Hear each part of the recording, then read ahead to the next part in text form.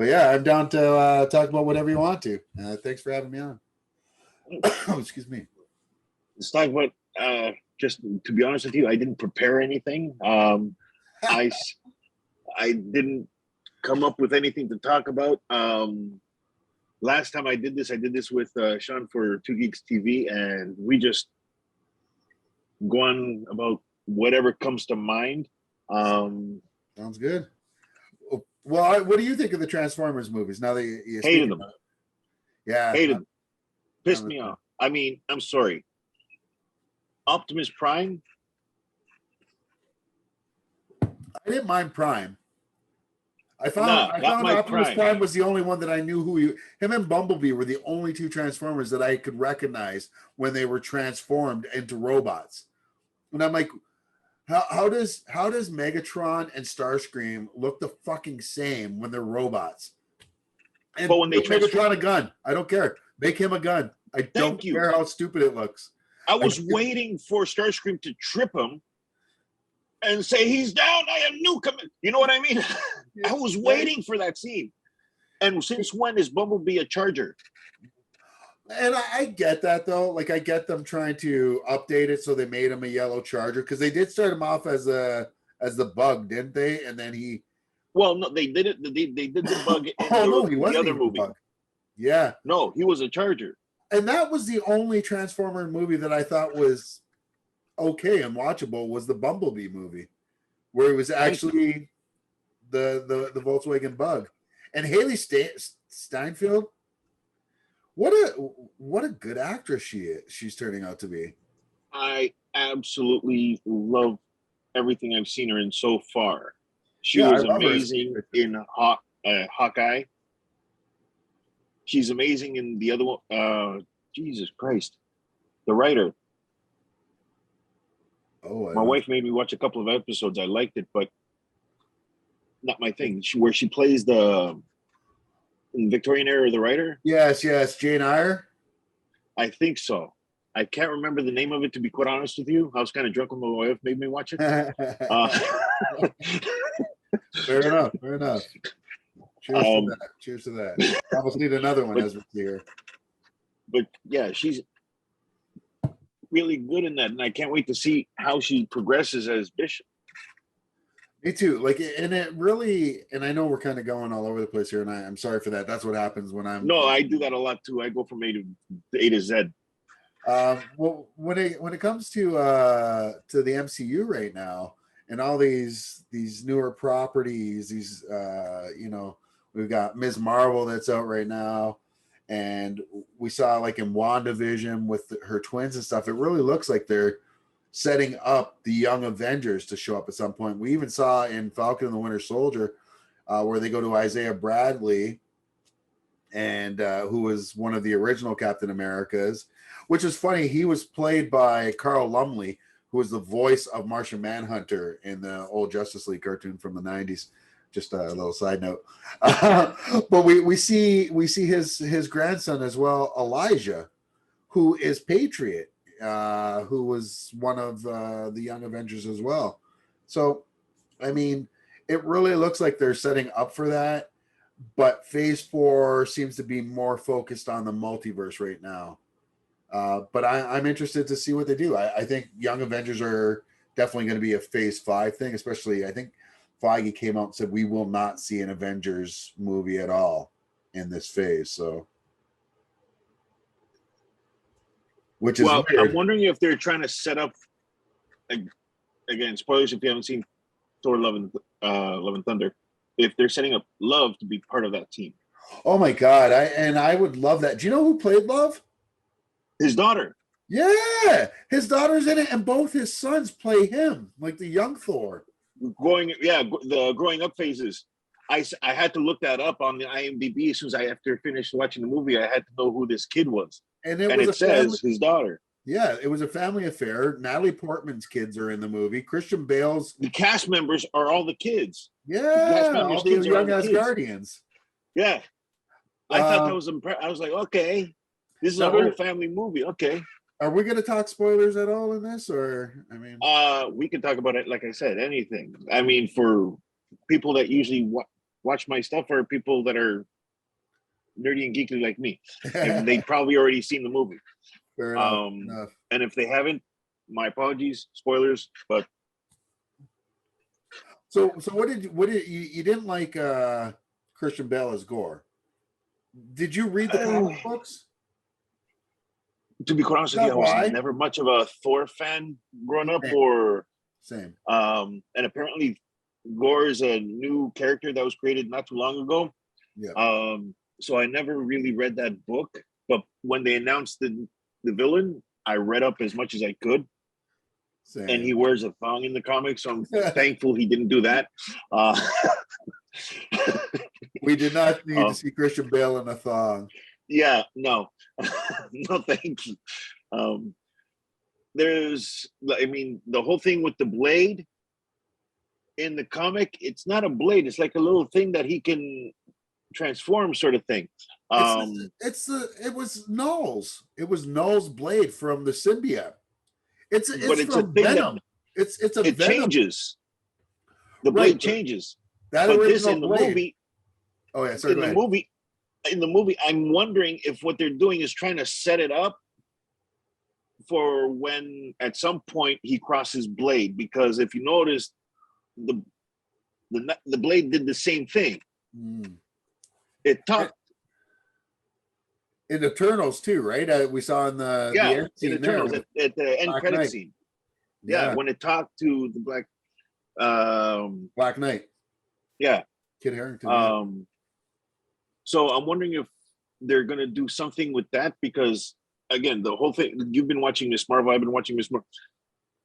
The bracelets, that's not how she gets her power, but so I'm wondering if they're gonna intertwine that with the Eternals.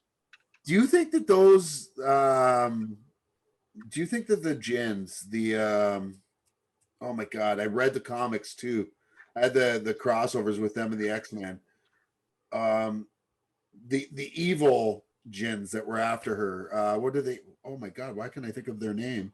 Clandestine. When they went through that portal and they appeared to die, do you think they really died, or was that because that looked like Terrigen? That looked like them going through a Terrigen cocoon, because they went into like a rock form, just like, I don't know if you're familiar with Inhumans. No, but they would, when the Terrigen mist goes off, you go into this rock state cocoon. Yeah, they did that. And then you come out with your powers. And Kamala is an Inhuman in the comic books. They did that in Agents of S.H.I.E.L.D. Yes, but also in the comic books. Yeah. Yeah. So I'm wondering, because Agents of S.H.I.E.L.D. is now, well, we haven't been told it's canon. I have to assume it is. If the Netflix series are canon, I have to assume Agents of S.H.I.E.L.D. is. And I fucking loved Agents of S.H.I.E.L.D. I'm one of the few that I watched it all the way to the end.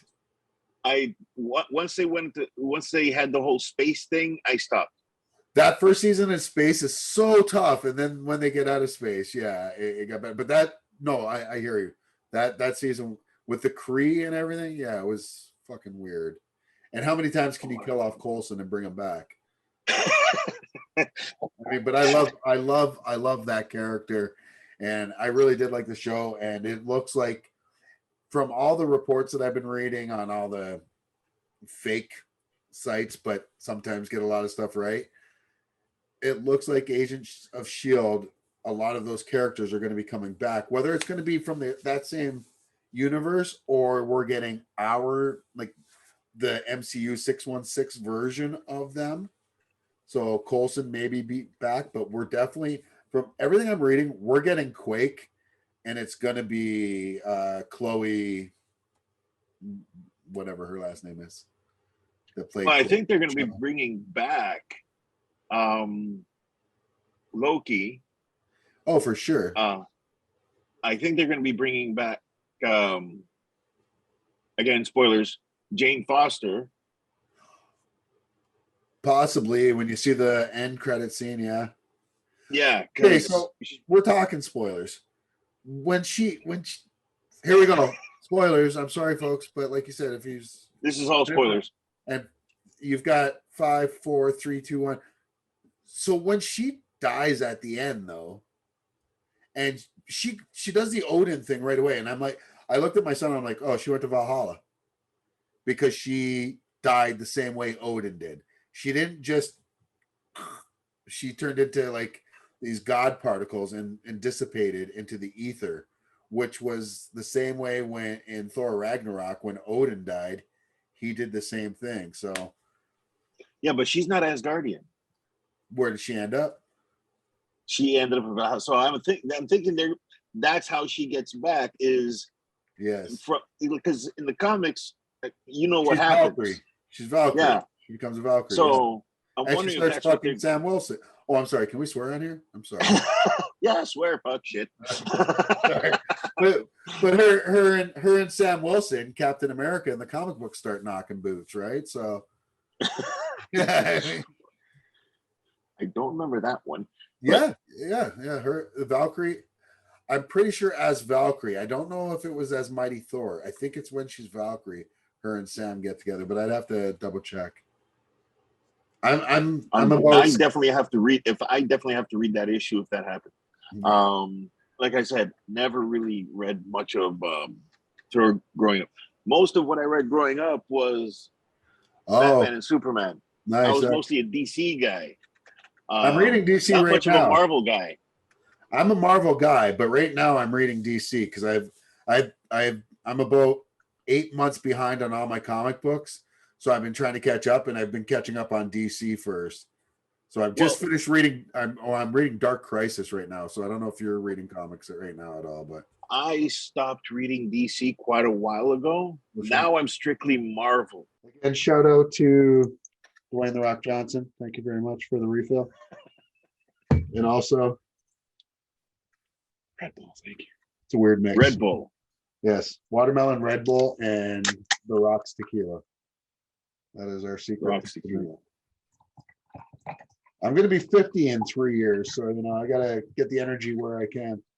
Oh, you're not that much older than me. I feel that much older than everybody. But yeah. But as far as read, I try to read whatever I can get that would get my son interested in comics. How old's your son? 9. Oh, nice. But Right. he gets his stuff from YouTube. So every time I try to introduce him to a comic book, he's like, "Oh yeah, I know." And he'll tell me the names of the characters. But when I ask him more about I don't know. I go, then you need to read the book. And let's read it, me and you. And he said, "Nah, it's okay. Give it time." Really? Give it time. My son started reading, but it took the online apps, like the actual Marvel app and the DC app on his cell phone for him to start reading them. And I've even given him, I'm like, you've got the apps now, so you could just read them on your laptop. So you could he still just reads all his comic books on his cell phone, and he reads a lot of, there's no way he's read more comic books than me because I've been reading since fucking late 80s. But I mean, lately he's been reading more than I have. The volume wise, he's been way ahead of me lately. So he's putting my recent knowledge of comics to shame. Well, took a while to get there. Well, hopefully he catches up. Hopefully he does some reading. Because all his stuff is from YouTube. The only thing he's been obsessed with lately is anime. This show called Naruto. Oh, Naruto, yeah, I've heard of it. So now he wants to go to Fan Expo dressed up like Naruto. And he goes, "Oh, Dad, I want you to dress up too." I said, "Okay, like who?" He goes, "Well, there's no fat guys in Naruto, so maybe you can dress up like somebody else." I'm like, "Who?" Like, yeah, I just got you out of the will, kid. Yeah. I love you, son. So that's a good one. Thank you. From the mouths of babes, as they say. Well, I started watching Naruto to see what he's talking about, but yeah, there's a couple of heavy-set people in Naruto. Yeah, well, that's what's the one? My son watches Avatar: The Last Airbender, and I've never could really get into those either. But Yeah, I mean, there's some heavier set guys in there. I've never been a big anime guy. Like, I think the biggest anime that I watched religiously, and it's I don't know if you'd even consider it anime, but the style was more anime than what we were watching at the time. And by we, I mean me and my son, because it was from his era, was Jackie Chan Adventures. Like, I really dug that show. Teen Titans as well I was remember. it had a really anime feel to it when it first came out, and I remember hating it. But that being my favorite DC comic book at the time was Teen Titans. So we watched it, and my son loved it, and then we ended up like both of us really liking it because the stories were good. But that art, I had a hard time getting past. I haven't seen that one. Teen Titans. Yeah, I haven't seen that one. I've seen Teen Titans Go. Oh, but you never seen the one that preceded it. Like it was No, based off of that one. no, I haven't seen that All one. the same actors and everything. Yeah, Same actors? yeah. Tentans. Titans. Let's So go. Tara Strong does both Ravens and Yeah. the other guy. Yep. Okay. Tara Strong, good old Canadian actress. Exactly. Yeah. That's why I had to mention her. I have to give respect to Canadian art. My favorite role of hers, and she's probably the greatest female voice actress of all time, and up there for greatest voice actors of all time. My favorite role of hers isn't even voice acting. Was in a movie back in the day when I was in high school. There was a movie, National Lampoon's movie called National Lampoon's Senior Trip, and she was in that movie with Hawkeye. Hawkeye was the lead actor in it. Tommy Chong was in it. The guy who played Max Headroom was in it. A bunch of the kids in the hall were in it, and she plays. It's a high school movie, and she's a high school student, but she played like the slutty student who slept with everybody. And Clint, Jeremy Renner, played the stoner. He was like a Zach Morris but stoner type. I have to look that up. Oh my god, yeah, it's Which one is that movie. one? It's called National Lampoon's Senior Trip. I haven't seen that. The one I saw was Euro Trip. Euro Trip was funny, but this is raunchy. I don't know how well this would hold up today. Like I would still laugh at a lot of the stuff just because I grew up in that era, and a lot of the stuff is bad that they say, I'm sure, especially by today's standards. But yeah, it was very raunchy, very very raunchy. We had, I mean, growing up, we had Porky's. We had, Yeah, there was another one where Porky's was funny as shit. Meatballs. Meatball. Thank you. Yes, I knew you were Meatballs going had there. their old summer. As soon as you said that, I knew you were going meatballs. Because I remember they had their own little series of summer movies and things like that. So every time I hear National Lampoons, I clue out, because for me, National Lampoons was Chevy Chase. Well, yeah, because National Lampoon's Christmas Vacation, European Vacation, and all that. Yeah. But they've done a lot, National Lampoons. But yeah, that was No, they've done quite a that few. one. I definitely recommend. If you've never seen Senior Trip, watch it. I gotta look that up. And it's ridiculous, right? It's an absolutely ridiculous, but it's a straight up comedy. Now, was Van Wilder also National Lampoons? Yeah, I'm pretty sure. Yeah, National Lampoon's Van Wilder, which I think didn't Bert Kreischer sue them for,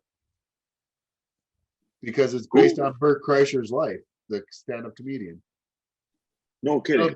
That fat guy that never wears a t-shirt when he does his stand-up. Big fat guy with a beard. Never My son seen loves him. him. He's huge. He's a huge stand-up comedian. But the Van Wilder movies are based on his life, and he ended up suing them because of it. I don't know. He says he's never seen the movie though, but yeah, it's very well known. Like I gotta look that guy's name up. Yeah, Bert Kreischer. Him and there's him and Tom Segura do a lot of movies together, or do a lot of stand up together. But I only know him because that's my son's generation stand up comedians. Like he's 21, so that's what young adults are. Some young adults are listening to for Well, comedy. the only current comedians I know about now that I actually listen to are Gabriel Iglesias. You said Fleming, current though, right? current. Well, that's like old. Like okay. Uh, I mean, uh, 2004 Dave maybe. Chappelle. Chappelle, yeah, Chappelle.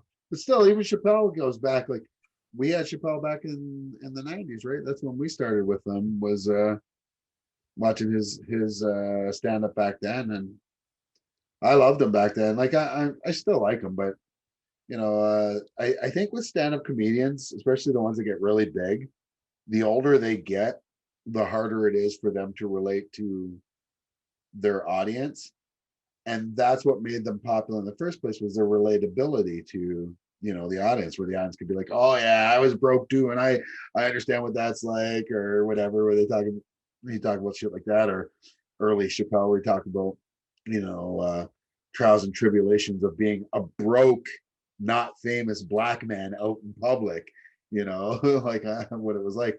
But now that he's rich and famous, people know him, and he's out in public, he's not getting the same type of looks that he would get, or the same interactions he'd get if people didn't know he was famous.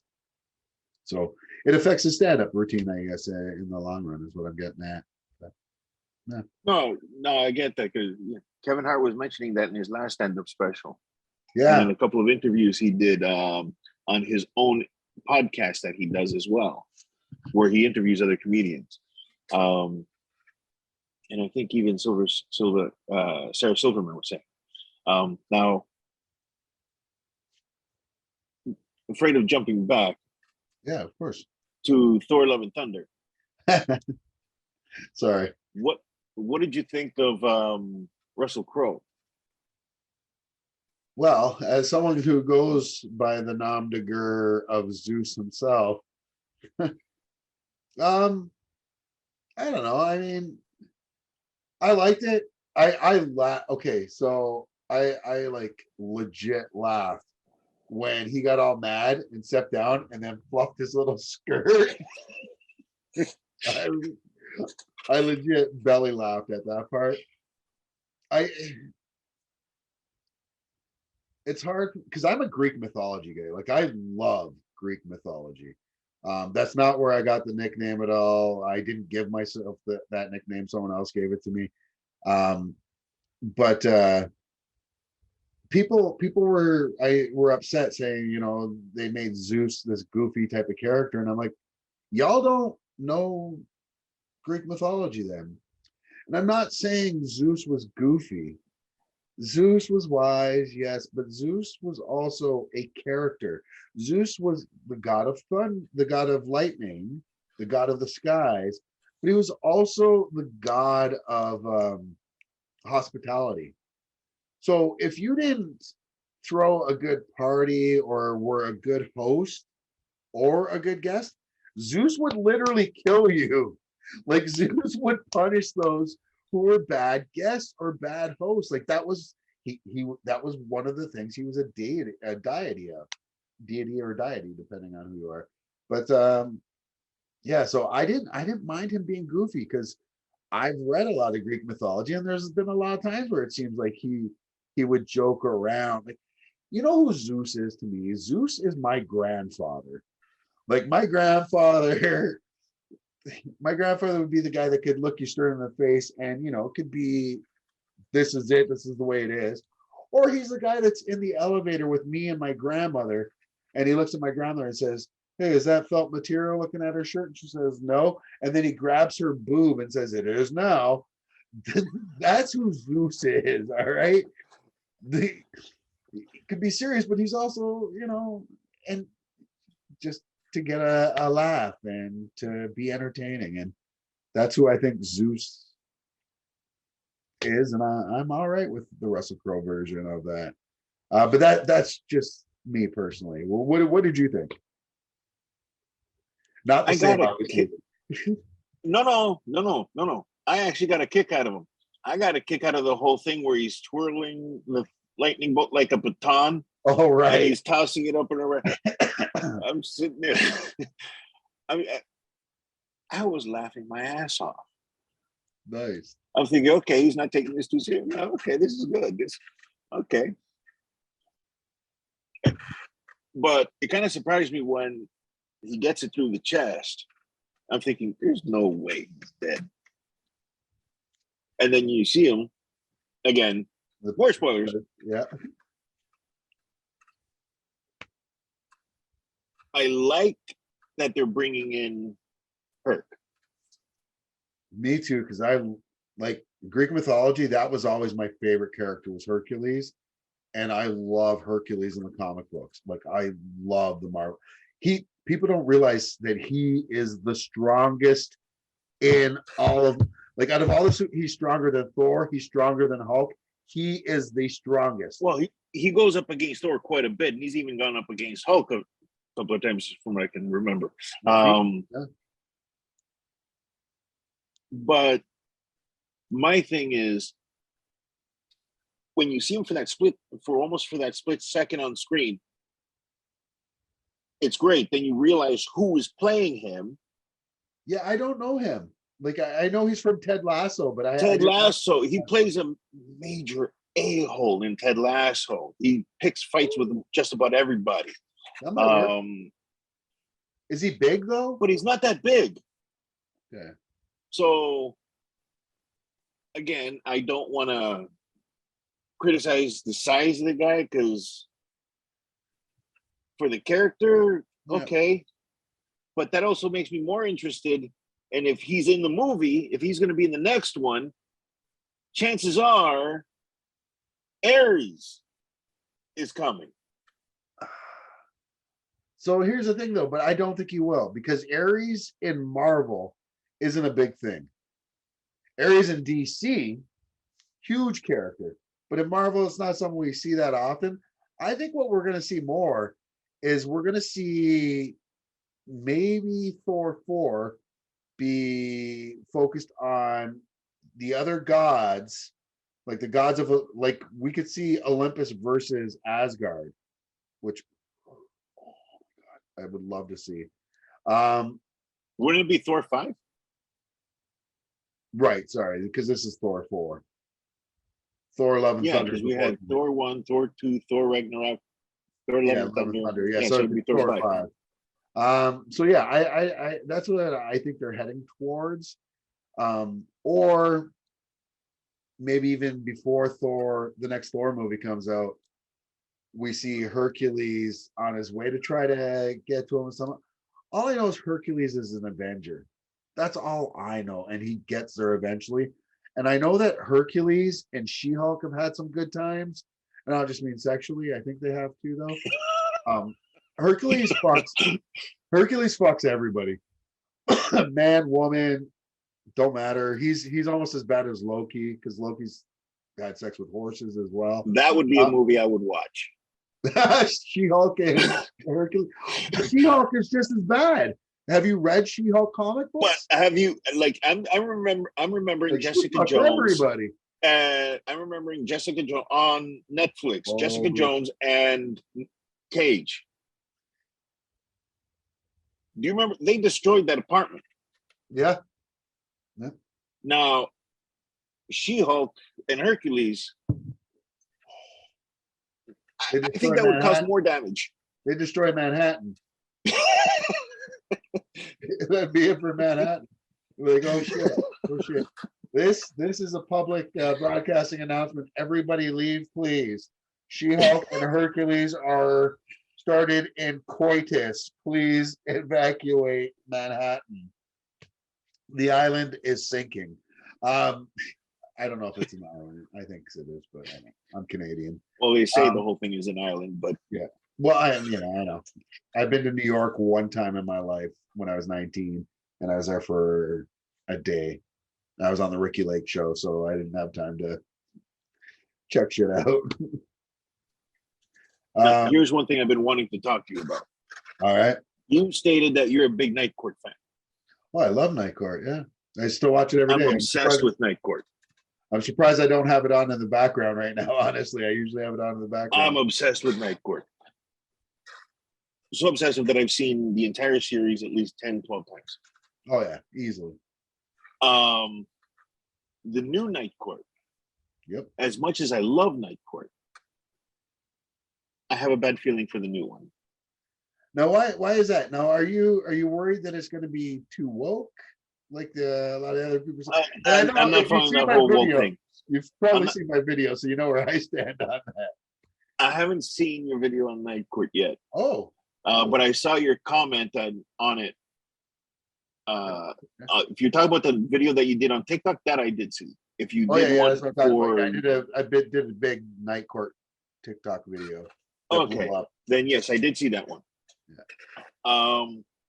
Now, as far as the whole, I don't follow that whole woke thing, but either way, I just think it's the humor that, especially for Dan Fielding. Oh yeah.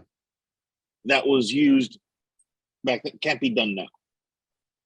Especially with who's playing the judge. The old Dan Fielding would have gone after her like that. But the old Dan Fielding was 40. So you could go after a 30-year-old girl. This one is pushing 80. Like, come on. Like, I get it. And I listen to Bill Maher all the time, and I know Bill Maher still chases skirts at his age, and he's pushing 70. Yeah, but if you remember Dan Fielding, when he was stuck on that elevator? No, not the elevator. When he was stuck in Alaska? the snow. Yeah, something like that. I think that was Kelly Who. She was like in her early 20s. Right, but he also didn't sleep with her either. He just fell in love with her. No, he was trying to, but he couldn't because of the seal and because of the big lady. He was in his 40s. She was in her, let's say, mid-20s. If it was Melissa McCartney and she was in a college movie and she was sleeping with a 19-year-old dude, we'd have no problem with it. I'm going to put that out there. Dan Fielding in his 40s, crash landing in Alaska and being nursed back to health by this Inuit family, and Kelly Hu at the time, who is in her mid-20s, him falling for her, not sleeping with her at all. I mean, I think it's different. And I think you could still do that now. I think you could still play that off on TV. I mean, I think we're with the same types of jokes. I think more times we say that here's my example. I think more times we say that we can't do shit and that we're handcuffed because of wokeness or of corporations or whatever. Here's my example of us overestimating that claim. Disney. People always say when Disney gets it, they're gonna they're gonna wait till they get Deadpool. Oh my God, that's gonna be PG-13 now. What's every single writer on Deadpool 3 saying? Kevin Feige keeps coming to us and making sure that we keep it rated R. Kevin Feige wants us to make sure it's rated R. Kevin Feige wants to make sure that we don't change this at all. I'm watching fucking Ms. Marvel, which is supposed to be a show for teenagers, a kid's show. It's supposed to be like something that we would watch on ABC Spark or Family Channel.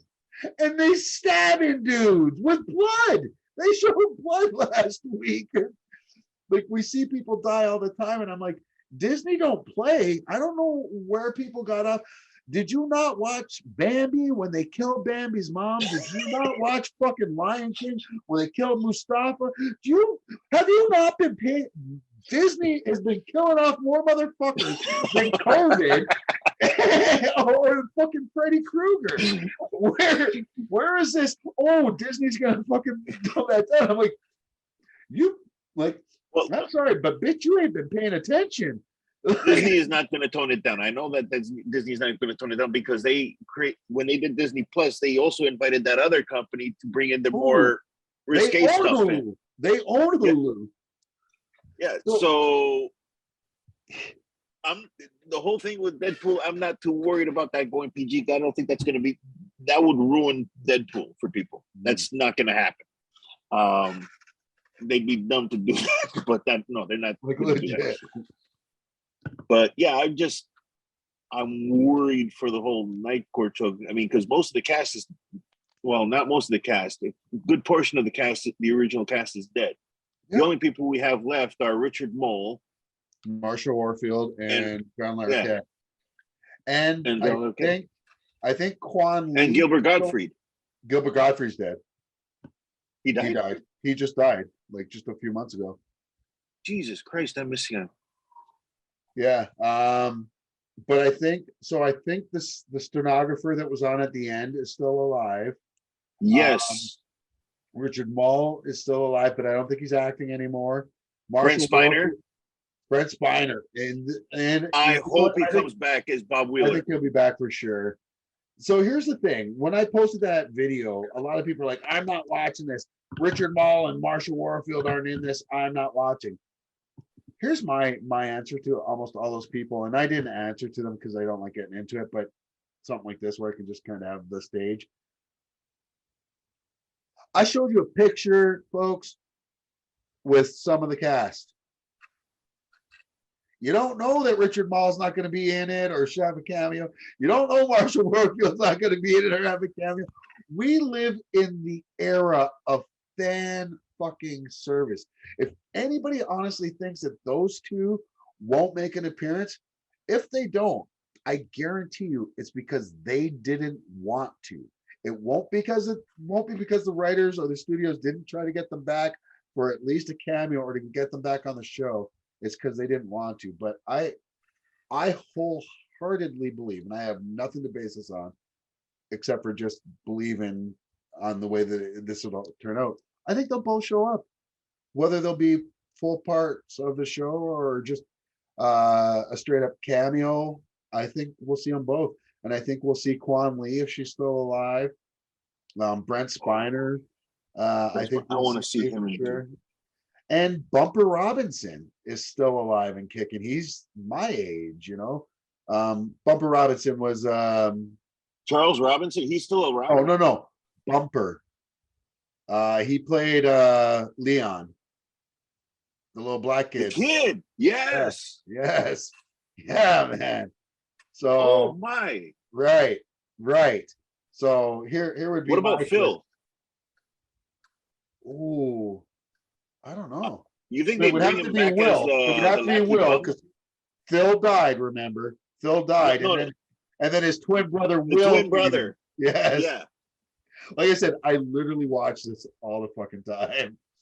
Like, but do you think they'll be bringing him back as the Lackey Bum? If he's still alive, I fucking hope so. I hope they bring him back with Dan. Like that would be great. I never even thought about him. I don't know why. I think Art's probably dead. I don't know for a fact. Art was the maintenance guy. I don't know. Yeah, I remember the maintenance guy. Yeah, he was great. That episode where Bull thought he met God when he got struck by lightning on the now Art it's like in heaven. It's like Art in heaven. I mean, I will always think that. What's God's name? It's Art. Anytime anybody asks me, I always say Art. What about Rafi? Rafi. Oh no, sorry, not Rafi. I always get him mixed up with Rafi. The Russian guy. Oh, Yakov Smirnov. Yeah, Yakov. I don't know if he's still alive.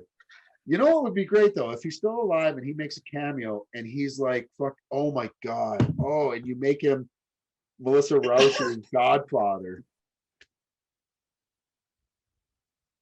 I didn't even think of that. Yeah, because I mean, because last we saw him, he was an appliance salesman who was ripping people off.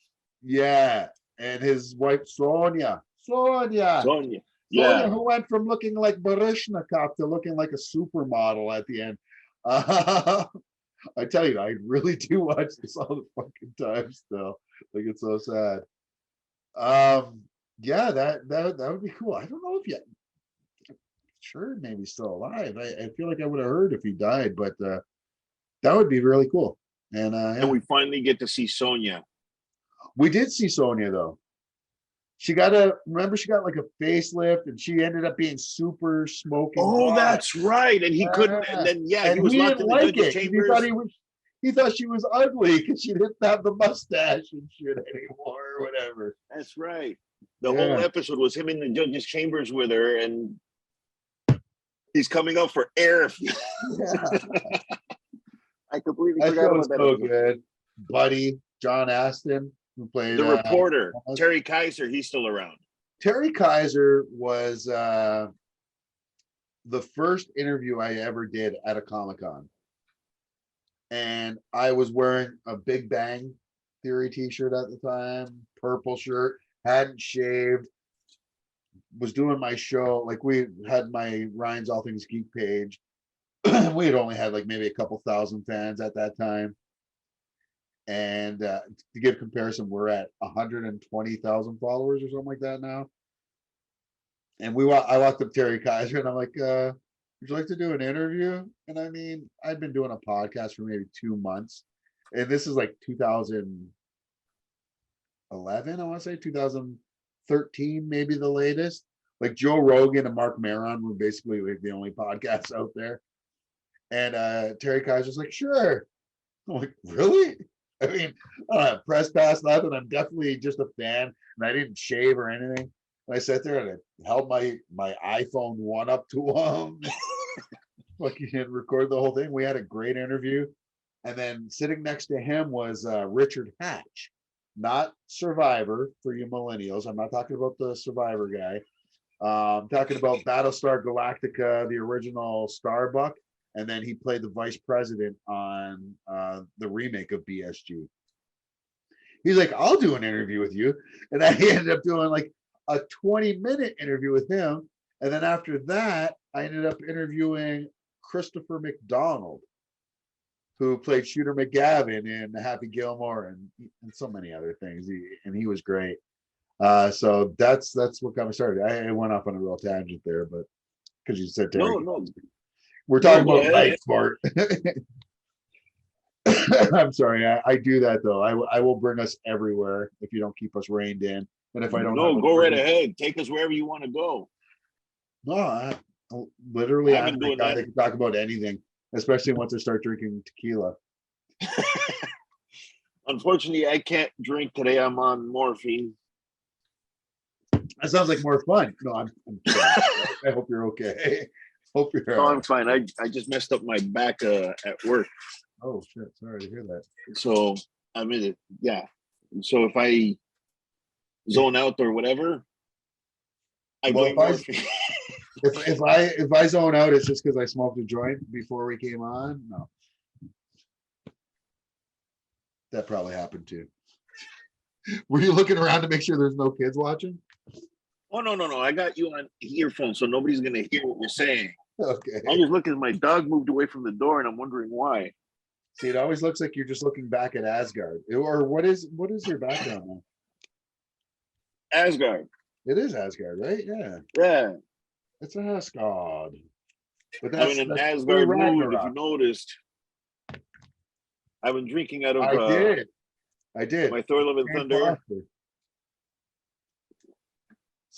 So we talked about it. Oh, nice. You weren't a fan of Christian Bale's gore. What about the movie itself? What did you? The movie itself. I mean, I like the running gag with the screaming goats. Yeah. I got a kick out of that. It got old though. I will admit. I thought it got old after a while. I got a kick out of that. I got a kick out of the whole relationship between the jealousy of the two hammers. Oh my God. Every once in a while, you see that hammer just creep up on them. Fucking Stormbreaker, like the jealous girlfriend. Why are you talking to your ex? I'm like, I've had a few Stormbreakers in my time. There's quite a few things in this that I really did get a kick out of. Yeah. It was just too funny? No, there was certain parts where it looked like they were trying a little too hard, and Christian Bale was just a little too much for me. Yeah. Really, eh? He was over the top, you think? See, if anyone was over the top, I would have, for me at least, it would have been, I would have said Hemsworth. And not even that I didn't like it. I just like I feel like he went for it. Like him and Taika are full in on the comedy version of this. But I also yeah, especially in the fight scene. Yeah. But well, and I mean for the comedy though. Yeah. Like I mean Chris Hemsworth, like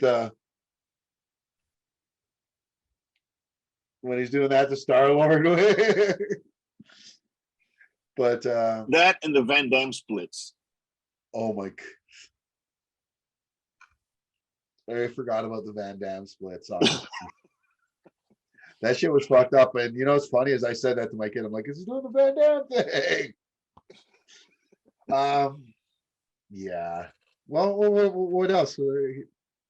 There's quite a few things that like I can see where you're saying where Chris Hemsworth is a little over that, but for me, it was the facial expressions on Christian Bale. He constantly had to show off his teeth, the jagged teeth. Do you remember the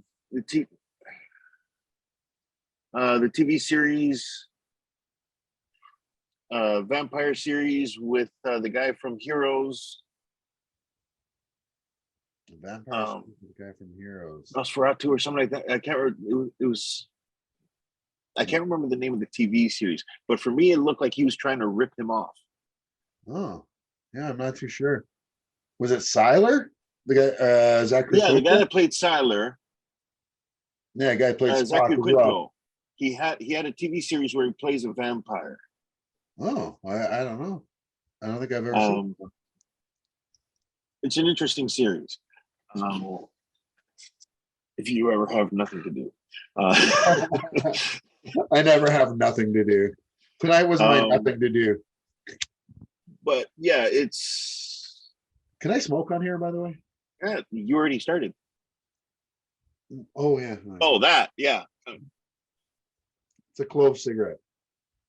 Yeah, clove cigarette. That's there. There we go. So to me, it was just. It didn't seem like he was playing Gord. To me, looked like he was trying to play something else. See, now, I never read the Thor comics. Like, I've never been I like Thor. I like mythology. Like, I really dig mythology. So, I know a bit about Norse mythology. I know a lot about Greek mythology. I know a bit about Norse, and I know a little bit about Egyptian, and a little bit about Aztecian, like very limited on that Aztec and Mayan stuff. But this, I don't know. I like Thor comedically more than I like Thor in mythology or in the comic books, like the Walt Simonson stuff. I read a lot of it only because my friend was a diehard Thor fan, so he'd give me his comics. So I read a lot of the stuff I liked about Thor was Balder, the one person we still never seen, Balder the Brave. So we seen the Warrior Threes. We saw Bogart. Oh, that pissed me off in this movie too. When telling the story, like Thor's story, and Korg refers to the Warrior Three as, "Oh, I don't know who that guy is, and that guy, and that guy," which was the worst New Zealand accent ever, I know. But when he's talking about Hogan and fucking Fathom, or what is you say his name? Like, these were when he's mentioning all the people that died. Those were three huge. Those are the Warriors Three. Those are huge characters in Thor comic books. So that part kind of pissed me off. And I know we're talking about Balder the Brave there, or I was. I don't know why we haven't seen Balder yet, but yeah. Anyways, I'm sorry. That was my little rant. You can go on. I'm sorry. No, go for it. Go for it. No, I think that's what I'm the done. joke was, because he kept also messing up Jane Foster's name the whole time. Which kept reminding me of that guy from Ms. Marvel, Karem or whatever, that kept fucking up Bruno's name. The guy that do you watch Ms. Marvel? You said, yeah. Yes, I watched Miss Marvel. Yeah, so you remember there's her one friend Karim, and her best friend is Bruno, the guy that builds all her shit. And that guy, the other guy, Karim or Karim, that she has a crush on, keeps getting Bruno's name wrong the entire time. So it just kind of reminded me. Oh shit! The last episode was like, oh my god, I've been getting your name wrong this entire time. I think there's one more episode left. Yeah, you know what? It better be Carol Danvers in this episode. Like, I can't see how they don't. They have to. They have to have Captain Marvel show up in the very last episode. And I hope it's more than just a stinger at the end. Because so far she's been getting pieces to the costume. She's been getting hints to everything. She's been. I mean, I can't wait to see how they pack all that into the one episode left. I mean, it's gonna be the last tough. episode was history. I gotta tell you, that last episode I didn't care for. I felt like that last episode, they could have. I feel like 75% of that episode should have been 25% of that episode, if that makes sense. Like, all that history stuff, I didn't need all that backstory with her grandmother and grandfather getting together. You could have made that like a 5-minute piece and did all of it and then got us to the train station. I'm just wondering if they did all that information because for some reason, all that's going to come back later on. It could be foreshadowing for something, but for what? I don't know. I'm not. Yeah, I think, like you said, though, I think there's a lot of times, like we noticed with a lot of these shows, these MCU shows, and I fucking love them all. But I find a lot of them start off really, really strong with really great story ideas. And then the third act or final part of the story, they kind of fall flat. And I think they're on a deadline and Disney's like, yo, this has got to be out by now. If you don't get this out in time, then this one doesn't come out on time. And they all got to come out on time so that they match up with the movies that are going to come out at these times. And I think a lot of them got lucky because of COVID. Because if you watched Marvel Legends or Assembly, whatever it is, Assembly Required, they just showed that they said that about Doctor Strange and the Multiverse of Madness.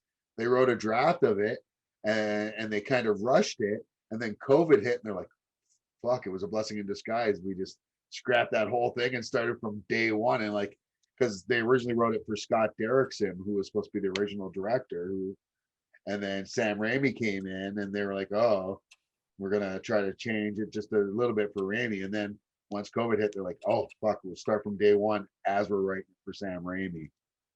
And, bit of a blessing in disguise. And I think a lot of these shows could benefit from something like that happening again, Like, give them a little more time to flesh out these stories.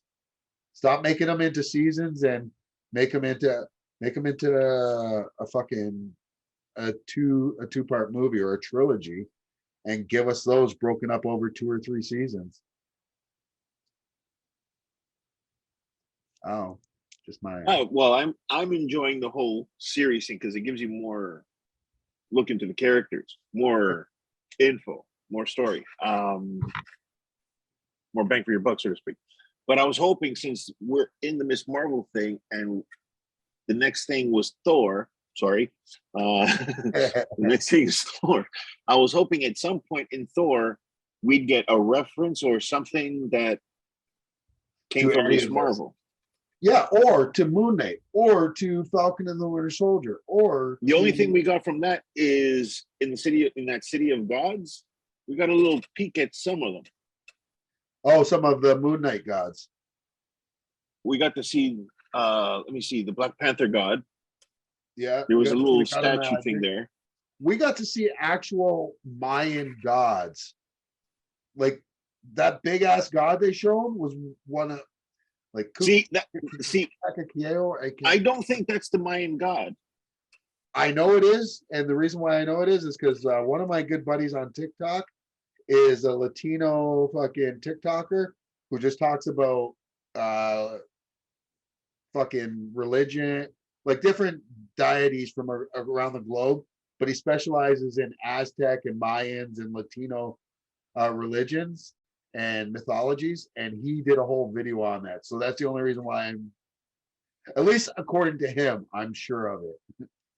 I have a feeling that the guy that you're talking about with the whole headdress. Not the first one that Christian Bale killed. No, There's no, no. another one This that one was he in didn't the kill. actual. No, he didn't kill him. The guy with the headdress.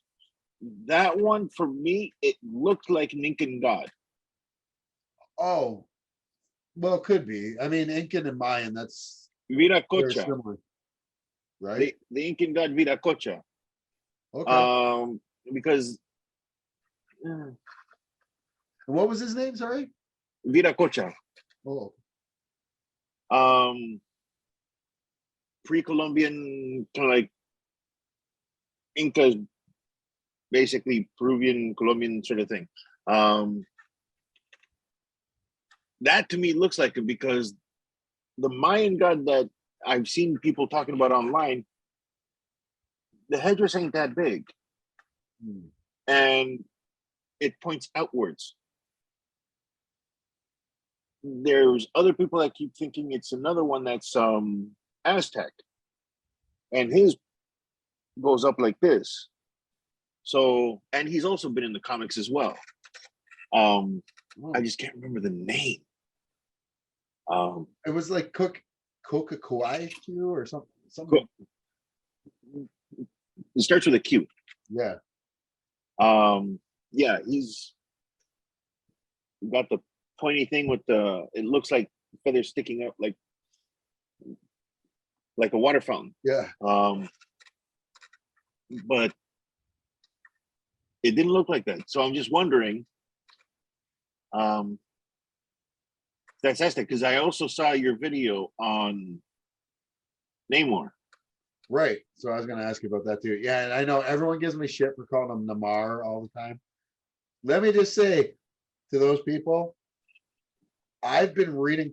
They're like, "Oh, this guy doesn't read comic books. He doesn't know how to pronounce this." I've been reading comic books since longer than there've been Namor in media where they announced his name. So when people mispronounce something, more times than not, it's not that they're dumb, it's that they've only read it. And you can't call somebody stupid for reading. It's just, it's oxymoronic. Like, really. Like, I have the hardest time. One of my buddies, his name is Laurie, but it's spelled like Hugh Laurie. And I have a hard time with that. I can say his name when we're together because it's just saying Laurie, like Lori or Lorry, whatever it would be for a woman. But when I read his name when he's on my show and stuff, it trips me up every time because Lauri should be Laurie for me. You know, Yeah. I don't know why. But so yeah, anyone who fucks with somebody for mispronouncing something, it's usually because they've only read it, and don't make fun of people for reading because that's just stupid. For all I know, I could be mispronouncing it, saying Namor. No, you're right. You're right. I've heard it as Namor. It's just force of habit for me. I always say Namar if I'm saying it.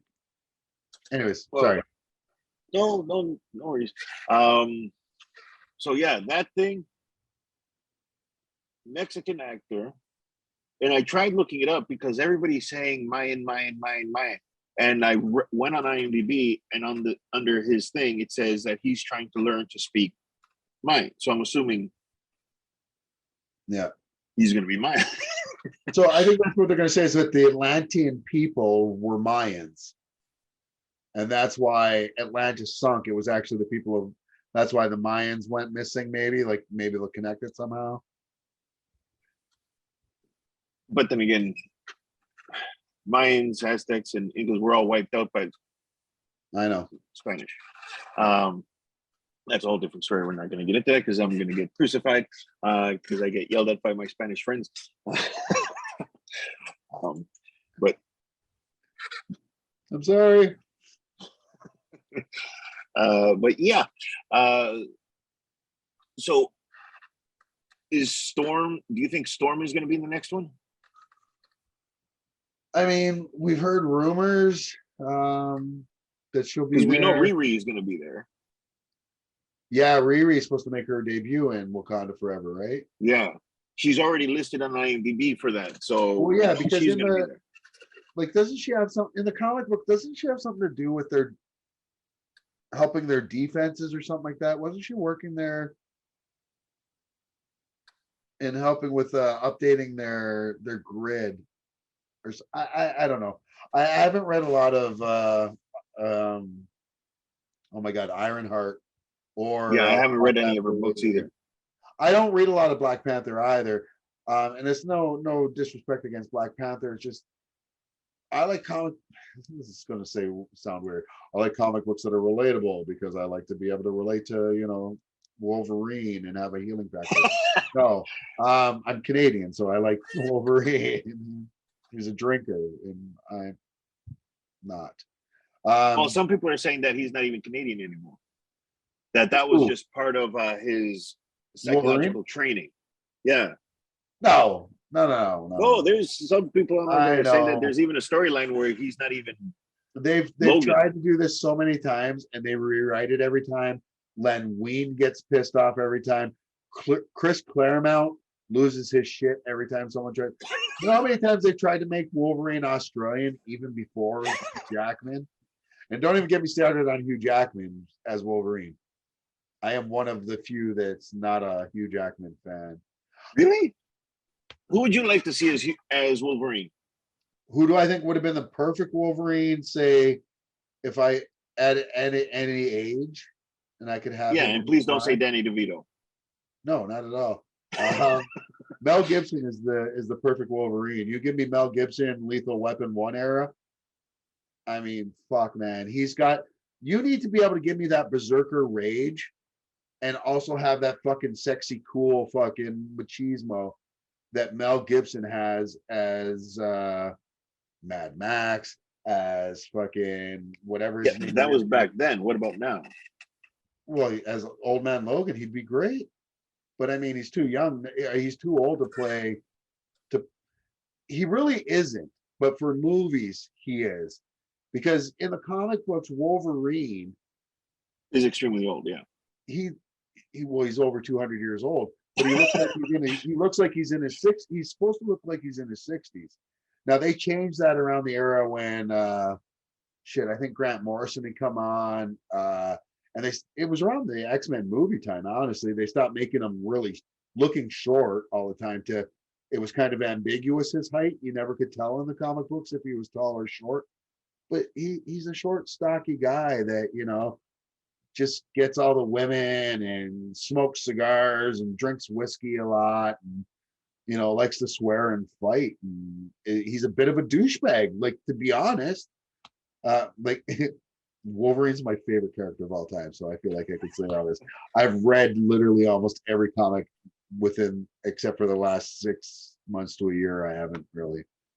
But yeah, I feel like Hugh Jackman, 1, too tall, 2, too pretty, 3, no berserker rage at all. We saw it a little bit in X-Men 2, which I thought was his best performance as Wolverine. We see them try to do it in I want to say it was it Age of Apocalypse, where they show him breaking out of Weapon X facility. I'm still trying to forget that movie. Yeah, and they still fucked it up because I like Hugh Jackman. I think he's a really good actor. He doesn't have that berserker look in his eyes. Another one I think would have been good would have been and he's too old for it now too, is Jimmy Kahn's son, Sean. I think he looks like Wolverine. He's got the height. We know he can do crazy and he can do it in the eyes. So I would assume he can do that berserker rage as well. if you've ever seen him, there's pictures of him in a hot tub, sitting there chilling, smoking a cigar, and he's got his hair all crazy, and it looks like Wolverine. I'm like, oh my god, this. People are always like Scott Adkins. I'm like, Scott Adkins is like fucking 6'4". Like fuck off. And Scott Adkins, listen, he's a great stunt actor. But acting wise, he's average at best. And I'm not trying to shit on him, but he's not strong enough to. You have to be a really strong actor to pull off Wolverine. And I'm nervous to see Taron Egerton as Wolverine, who I have been saying since Eddie the Eagle came out that he's going to be the next Wolverine, because Hugh Jackman came out and said when Eddie the Eagle came out, if anyone was to replace me as Wolverine, I want it to be him. And now, ever since then, we've been hearing reports of him, and now Taron Egerton himself came out and said he's been talking to Kevin Feige and Marvel about playing Wolverine.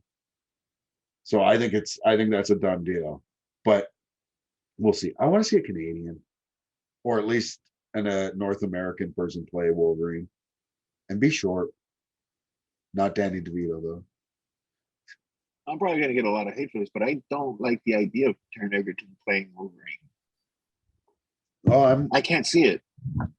And and like I said, Hugh Jackman wholly endorsed him way back when they did Eddie the Eagle together, and still talks about him being the best choice.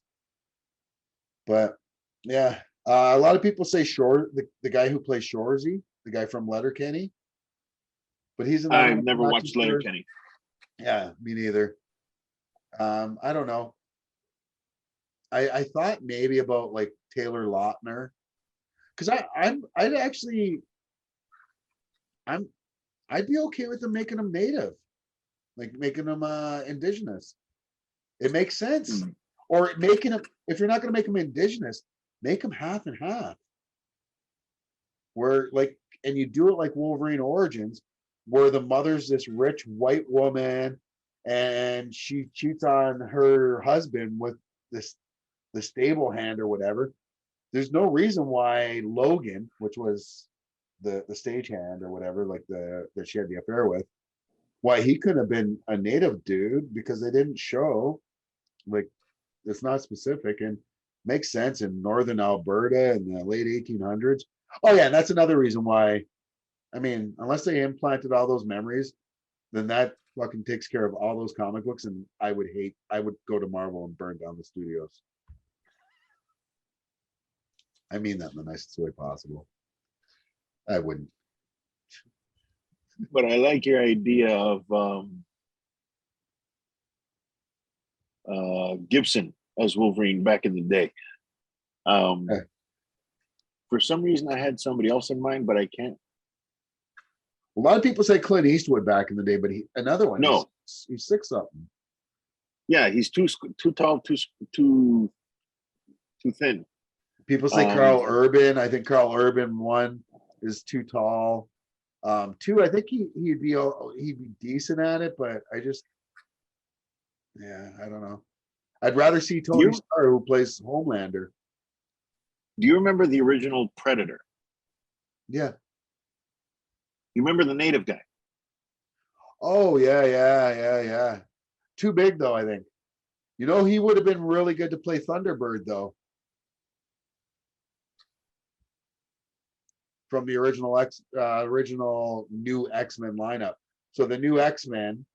So when Chris Claremont took over the run, the original X-Men, if you remember, was Beast before he was blue, Angel, Archangel, Cyclops, Jean Grey, and Iceman. Yeah.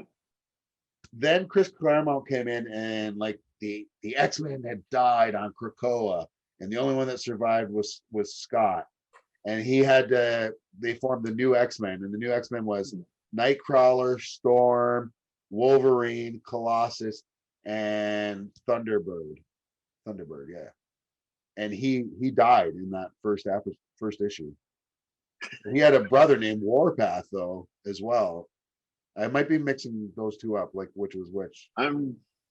But he'd be great as either one of those. James Proudstar. Oh, sorry.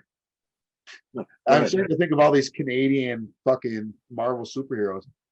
Have you seen the latest rumor that they casted the person that I always wanted to see play Sasquatch in an Alpha Flight movie?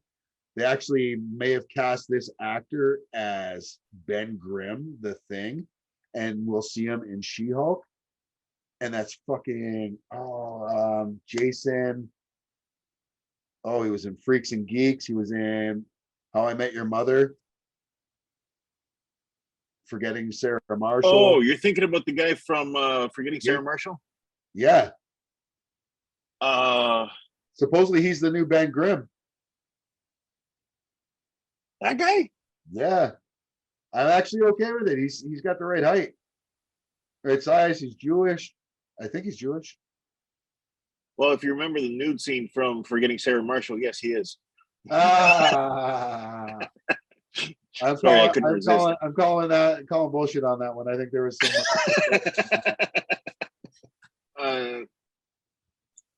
Now, I didn't even know they were doing an Alpha Flight movie. Oh no, they're not. That was just my hope, was that they would do an Alpha Flight movie, and if they did, I was hoping it would be. Geez, why? I still can't think of his name. It's Jason Segel. That's how I know he's Jewish for sure, because of his last name. So, yeah, no, I would love to see an Alpha Flight movie. And honestly, if they were to do an Alpha Flight movie, I would want to see Ryan Gosling in it playing Guardian. That would be like my first thing. And then yeah, I don't know. There's lots of shamans in that movie, so you know, I want to throw in. I don't who I'd throw in there as playing shaman though. Maybe that guy. Well, I think he's dead though. The guy from Predator. No, he died. Yeah. Yeah. So I'd have to find some other indigenous actor though from around now. Taylor Lautner. I keep talking about him anyways. I was thinking Adam Beach. But and I like Adam Beach too, but he played Slipknot and Suicide Squad, and I mean neither one of these are Marvel or MCU movies. But he was the dad in New Mutants, which I think a lot of people slept on. I thought that was the third best X-Men movie, and that's including all the Wolverine movies, not including Deadpool's. Deadpool 1 was fucking great. But if we're talking like that universe, I'm going X2 is the best. X-Men 1 for bringing us everything. New Mutants number 3, and then Logan. I'm sorry, did you put number 3 before Logan?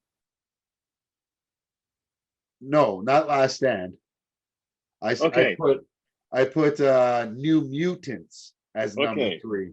Oh, so that was one with Anya Taylor-Jones. Adam Beach is the father of Danny Moonstar. I'm just happy you didn't include number 3 in that one. I don't include number 3 in anything unless I'm talking about the worst. To me, number 3 never happened. What's worse, number 3 or Age of Apocalypse?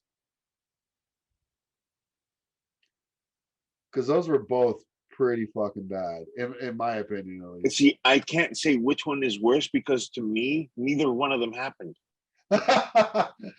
So they're like Drax the Destroyer. They're not there. You just don't see them.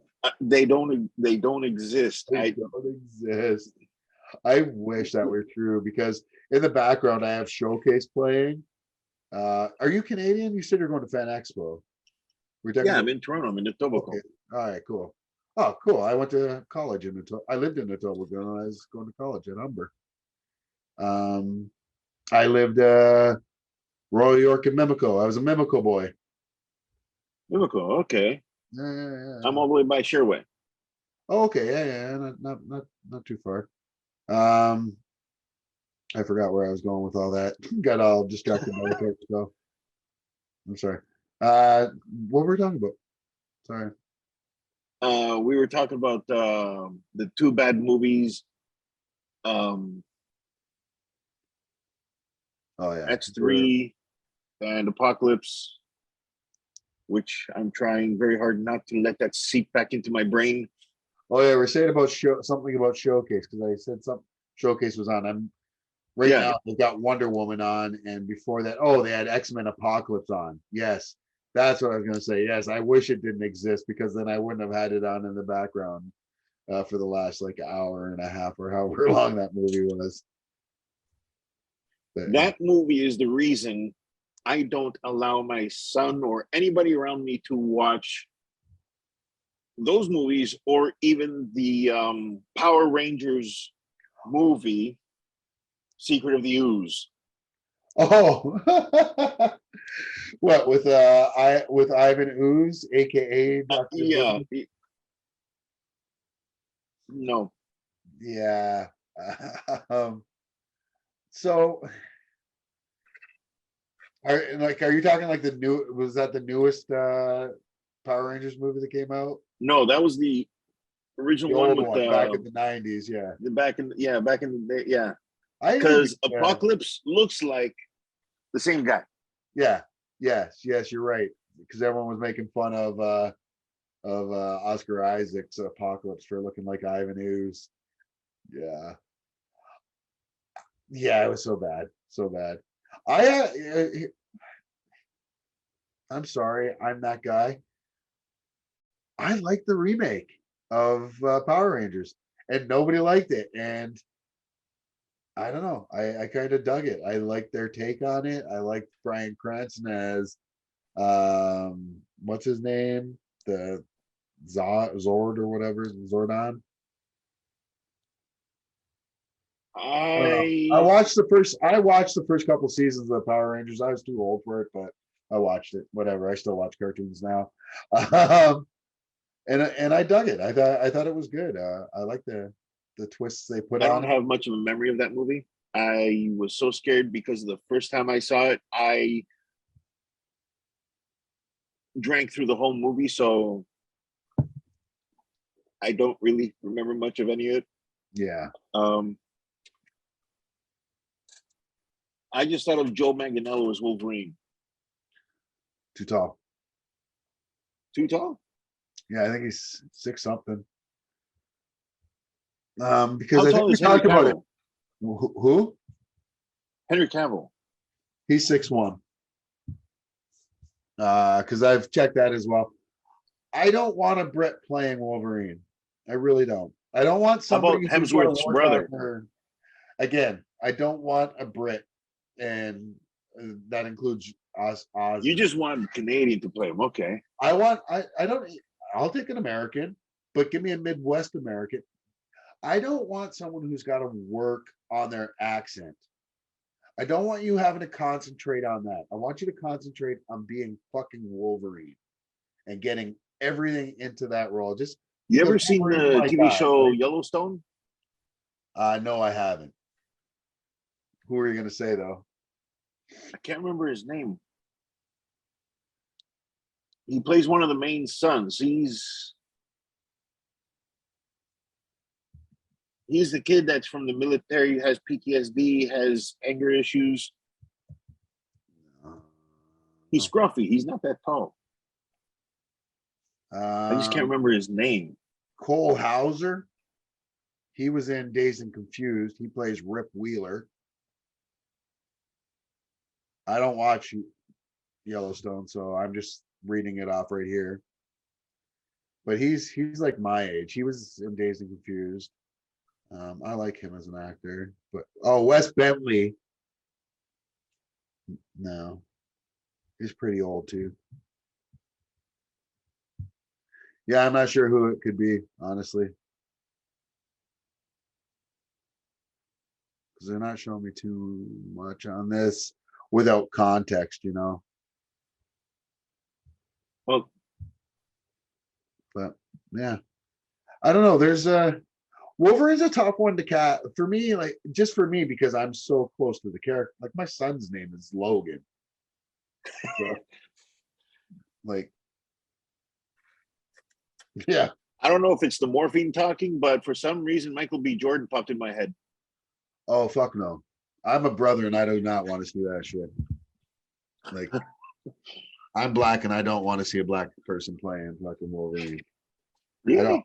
I don't want. The only races that I want to see play this part is either a white dude Or a native guy. or a native dude, because both of those make sense for the character, for where he was born, for the era he was born, and for the region. Just makes sense for that. Batman should never be anything but ever a white dude. Sorry, don't get me wrong. I misspoke. Bruce Wayne should always be a white dude coming from white money and white privilege. Being anything else makes no fucking sense for that character. James Bond up until 5 years ago should never ever be anything other than a white dude. Maybe Bond could have been Pakistani or Indian, like someone that you would see in that region, like in England and Northern Europe sort of thing. A black dude as James Bond back then, and you're supposed to be a spy that can just fucking blend in. How are you blending in a crowd of white people when you're the only black dude? It's like, oh, there he is. Oh, wait, there he goes. Nope, there he is again. There he is. It just doesn't make sense to me. And I get that the next James Bond more than likely is going to be Idris Elba. And I'll be okay with that, because I think England and Northern Europe is becoming more diversified, much like the rest of the world. So you can be a super spy and get lost in the crowd. But yeah, back then I'm just like, no, man, you can't do that. I don't know if that makes sense, but to me, it's a weird take, I know. Yeah. Okay. I mean, yeah, I get what you're saying with the Batman thing. But James Bond, how do you hide? Like back then, like I'm pretty sure England was pretty well mixed back then at the time. No, I mean, like even there, I got part of that from a Trevor Noah bit, like him talking about it too, saying the same thing, that James Bond just couldn't get lost in a crowd, and fucking fucking England and Ireland and Scotland. These are all white dominated fucking countries, you know, and it's just, yeah, there's black people there, but there ain't a lot.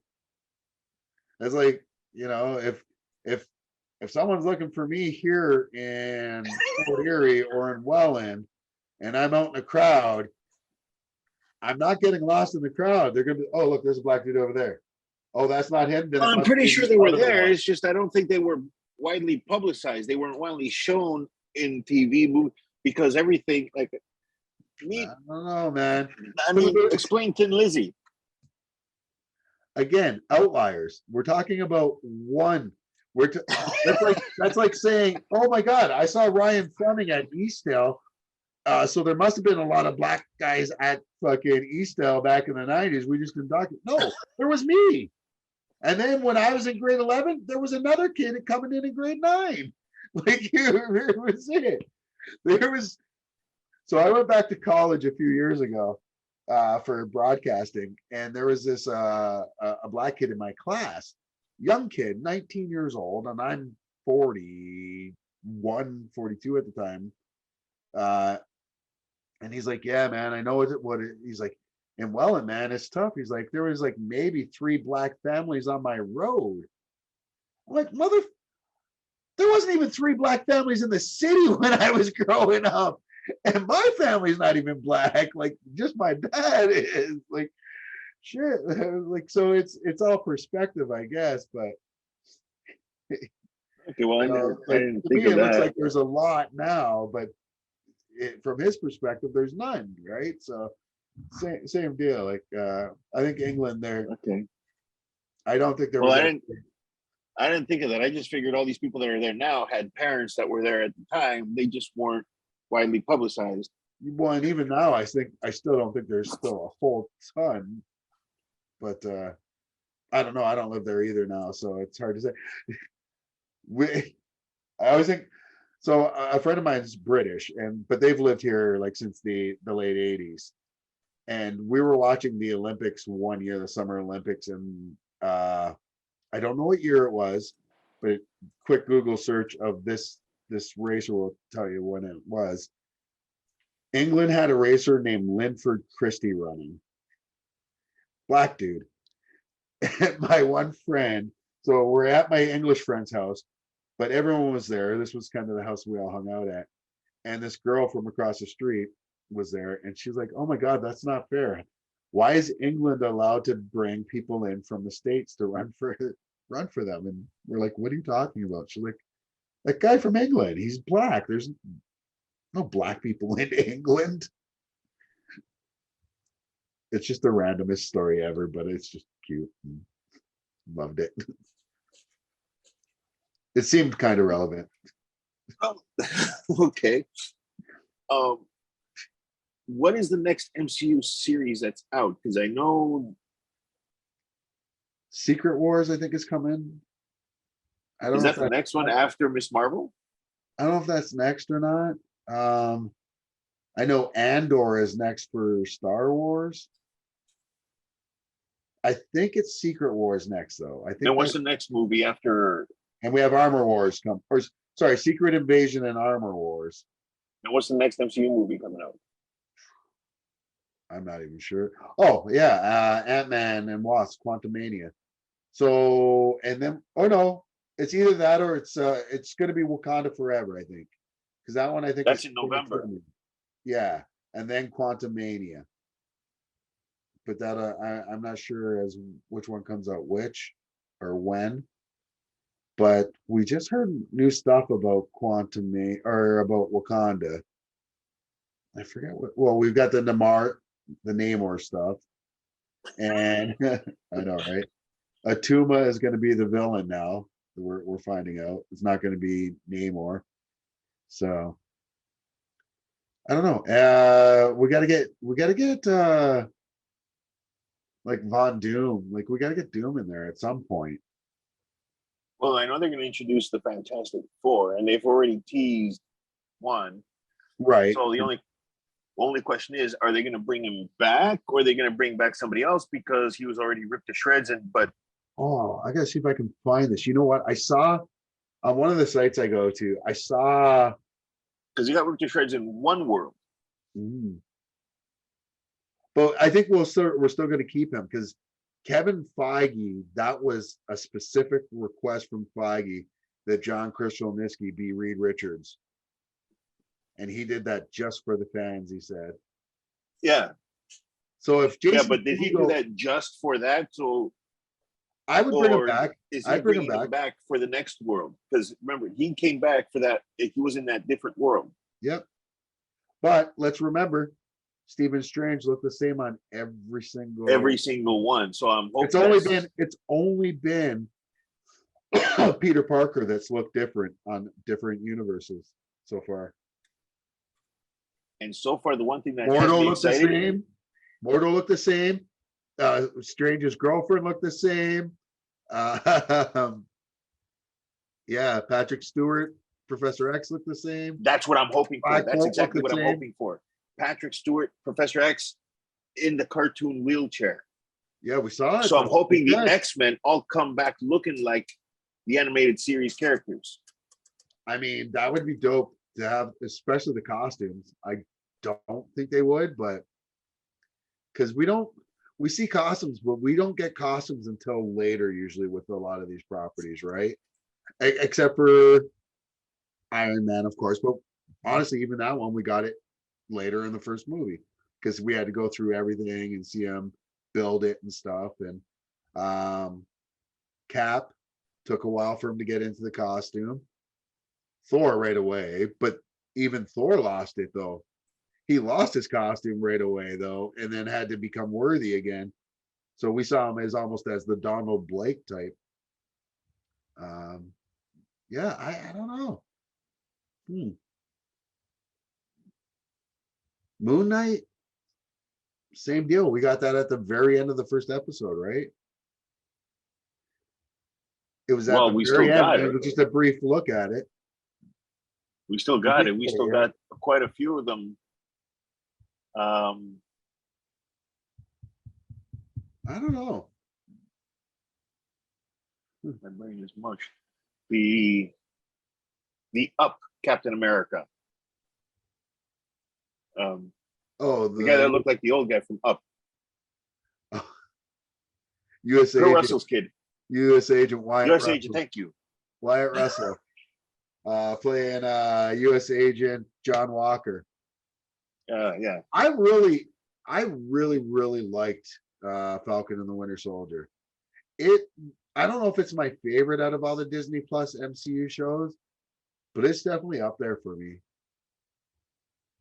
Oh, I can't wait to see Falcon come back with that shield. And they just signed a director for Captain America 4, and I forget what his name is, black dude, but I'm excited for that one. I just hope they keep Bucky in it. Oh, what do you think of Thunderbolts? We got that announced. Did you see that? Well, that's all the Thunderbolts movie coming.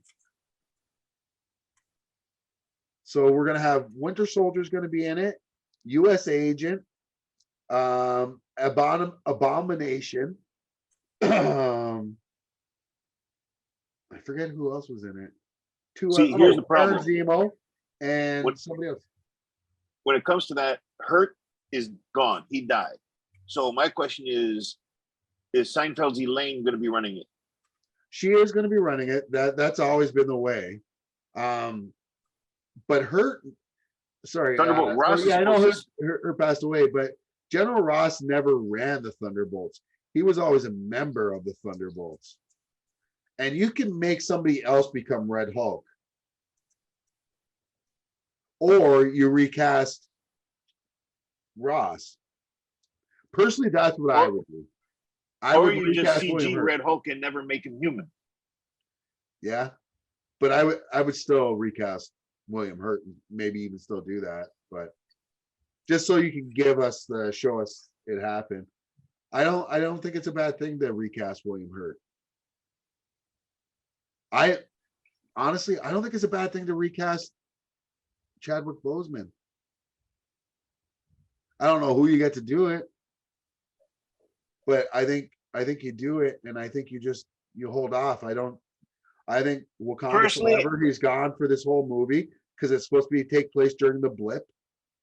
Well, personally, I think they let him go because, correct me if I'm wrong, but in the storyline in the comics, she becomes Shuri. Yeah, she becomes the next Black Panther. She becomes Black Panther for a time being, but it's not because T'Challa dies. No, but I think they could progress that way. I think they could. I don't know if they will, just because I think they've had some issues with Letitia Wright over the last couple of years filming this. She was really against the vaccine and stuff, and I think there was part of that was why it took so long for them to regain filming again. But I don't know. Well, if you were gonna recast T'Challa, who would you pick? So there's a couple ways that we can go about this. So one, I was thinking you recast T'Challa,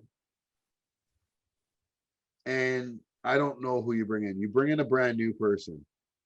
Like, because the only other acceptable, well-known person you can't bring in because he already played fucking Killmonger, and that's Michael B. Jordan.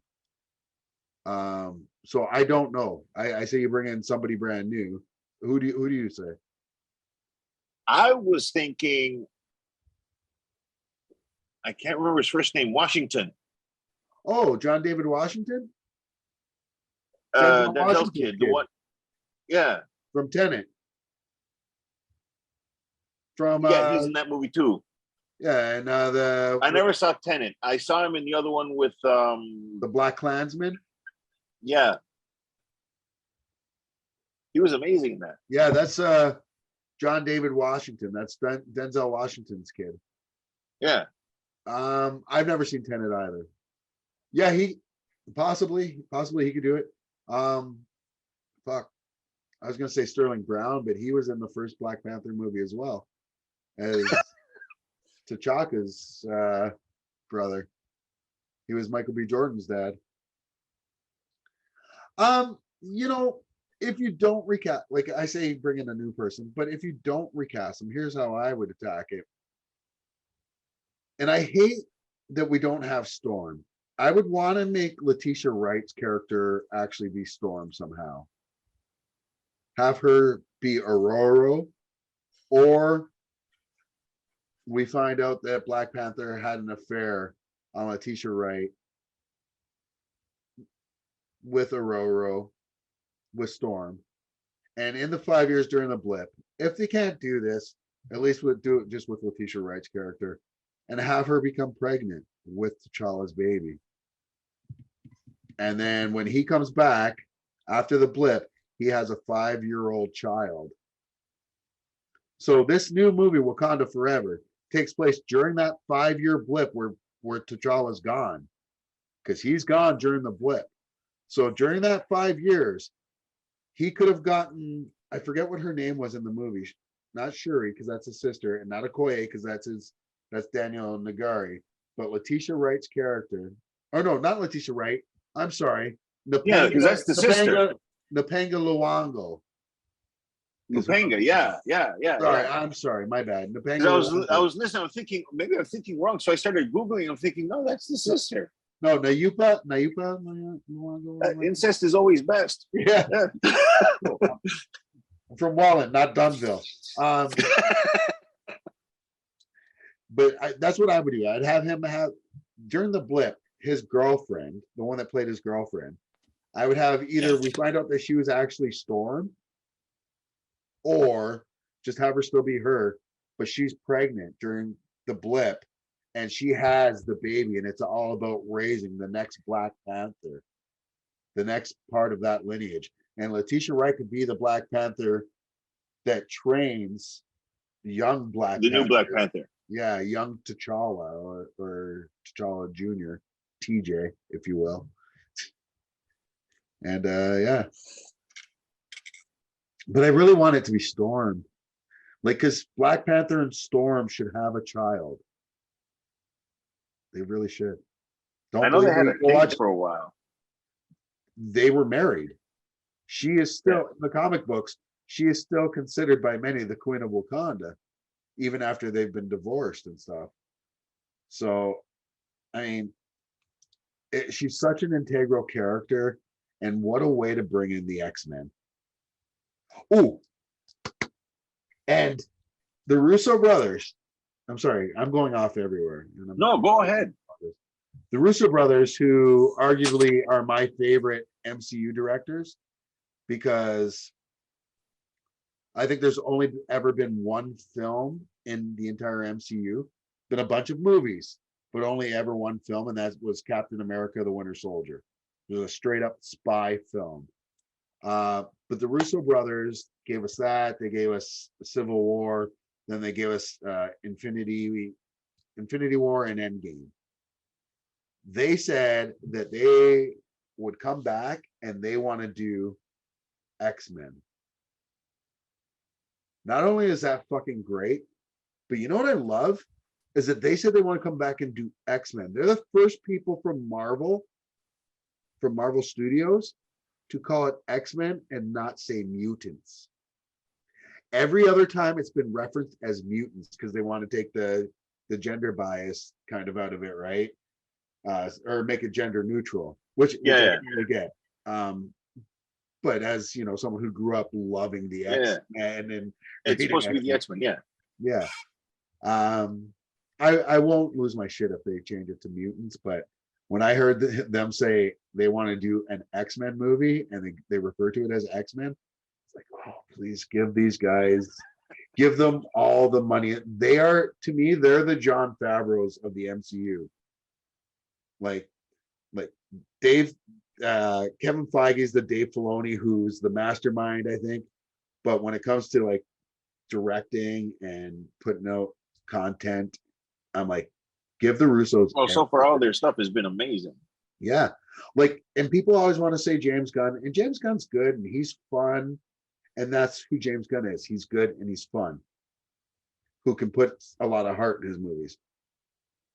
But give me the guys that can take the most boring fucking character in history next to Superman, and that's Captain America, and give me two fucking solid movies that I'm like, oh my God. Like, and yeah, Civil War was a fan service movie.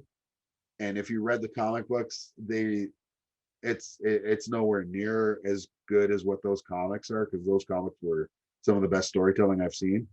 But these guys get it. And then Infinity War, Endgame, it's just like, oh yeah, give these guys the X-Men. I want to see their X-Men. I want to see. We're not going to see Patrick Stewart again, though, and I hope everybody realizes that Patrick Stewart's 80, 84, 83, 84, somewhere around. I don't know. He's in his 80s. He filmed back-to-back Picard seasons just so he can get those out of the way, just so he can. Him doing Doctor Strange: The Multiverse of Madness. Well, he's coming back for Picard again. He filmed season 2 and 3 back to back. That's it. Season 3's done. Oh. After season 3, that's it. He's like, we're doing one more, and it's a tribute to fucking the next generation, and that's it. I'm a Trekkie over a Star Wars, so, and I love Picard. I'm one of those guys that I was like, everybody hates on the new Trek, and I'm like, give me more. The only one I don't want more of is Discovery. I tried. Really? Right. That first season was okay. Second season was dope. I think it was the second season. When they brought Pike and all that in from Strange New Worlds. Yeah, now we got Pike here. Yeah. Yeah, like that season was dope. I loved having Georgia on it, played by fucking Michelle Yeoh, who I think is great. Have you ever seen Everything Everywhere All at Once? I've seen it. She's the lead actor. She's the lead actress, though. I know who Michelle Yeoh is. Yeah, okay, yeah. I loved her in Destiny or Discovery, but that show I'm just I try. Sasha, oh fuck, I keep calling her Sasha from Walking Dead. But so Sonequa Martins. Yeah, this is not the role's not right for her. I she just can't pull it off. I every time I watch her, I'm just like, oh, please stop. And I'm one. You've seen my Night Court video, so you know how I feel about people calling everything woke. You know that I hate that. That show is one where I'd be like, if someone was like, oh, this show's woke and they're pushing agenda down your throat, I'd be like, okay, you have some valid points with this one. I'll give you this one. And because I find Discovery tries way too hard. You know, I'm all for diversity and I'm all for pushing diversity.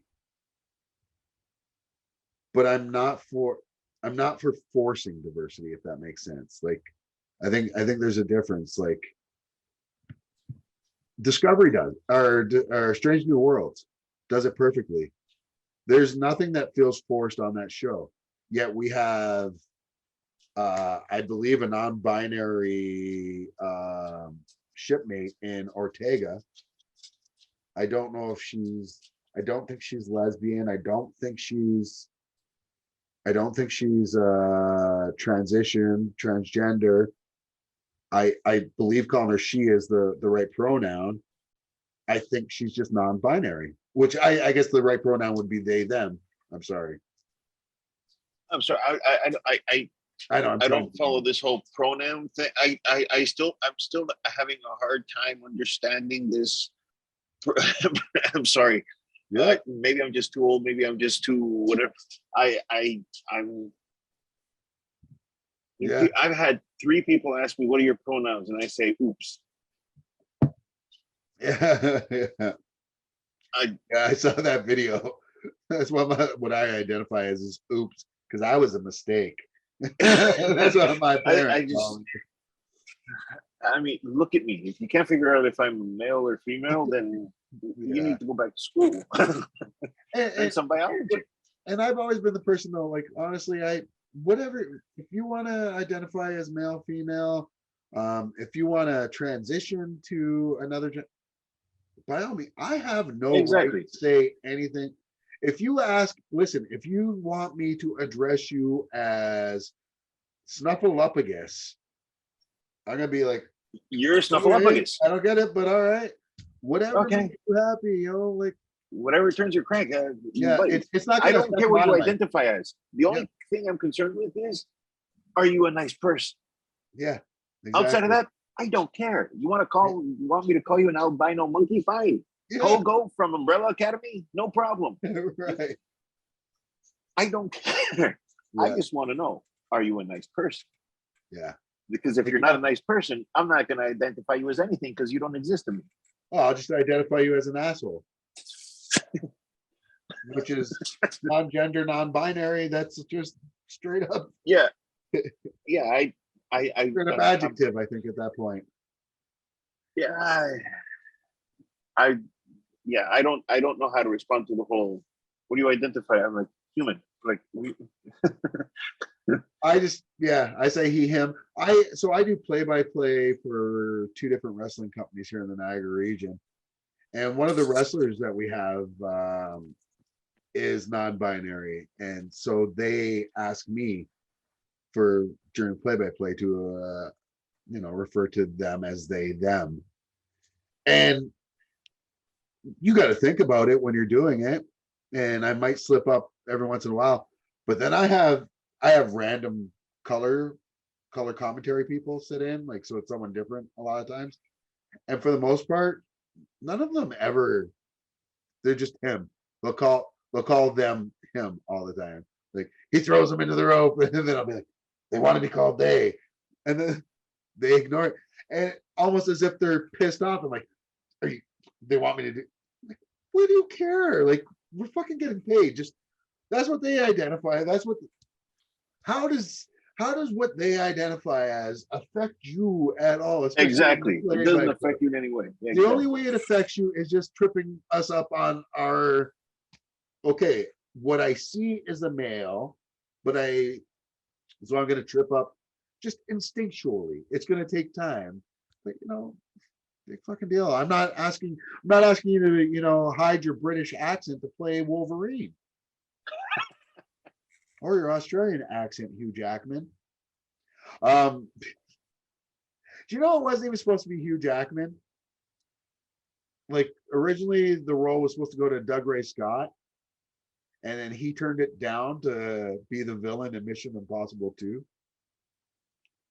And then Russell Crowe, they basically handed the role to, and he's like, "Yo, I forget what he did. He just did a movie that was somewhat superhero-ish. He's like, I don't want anything like that again.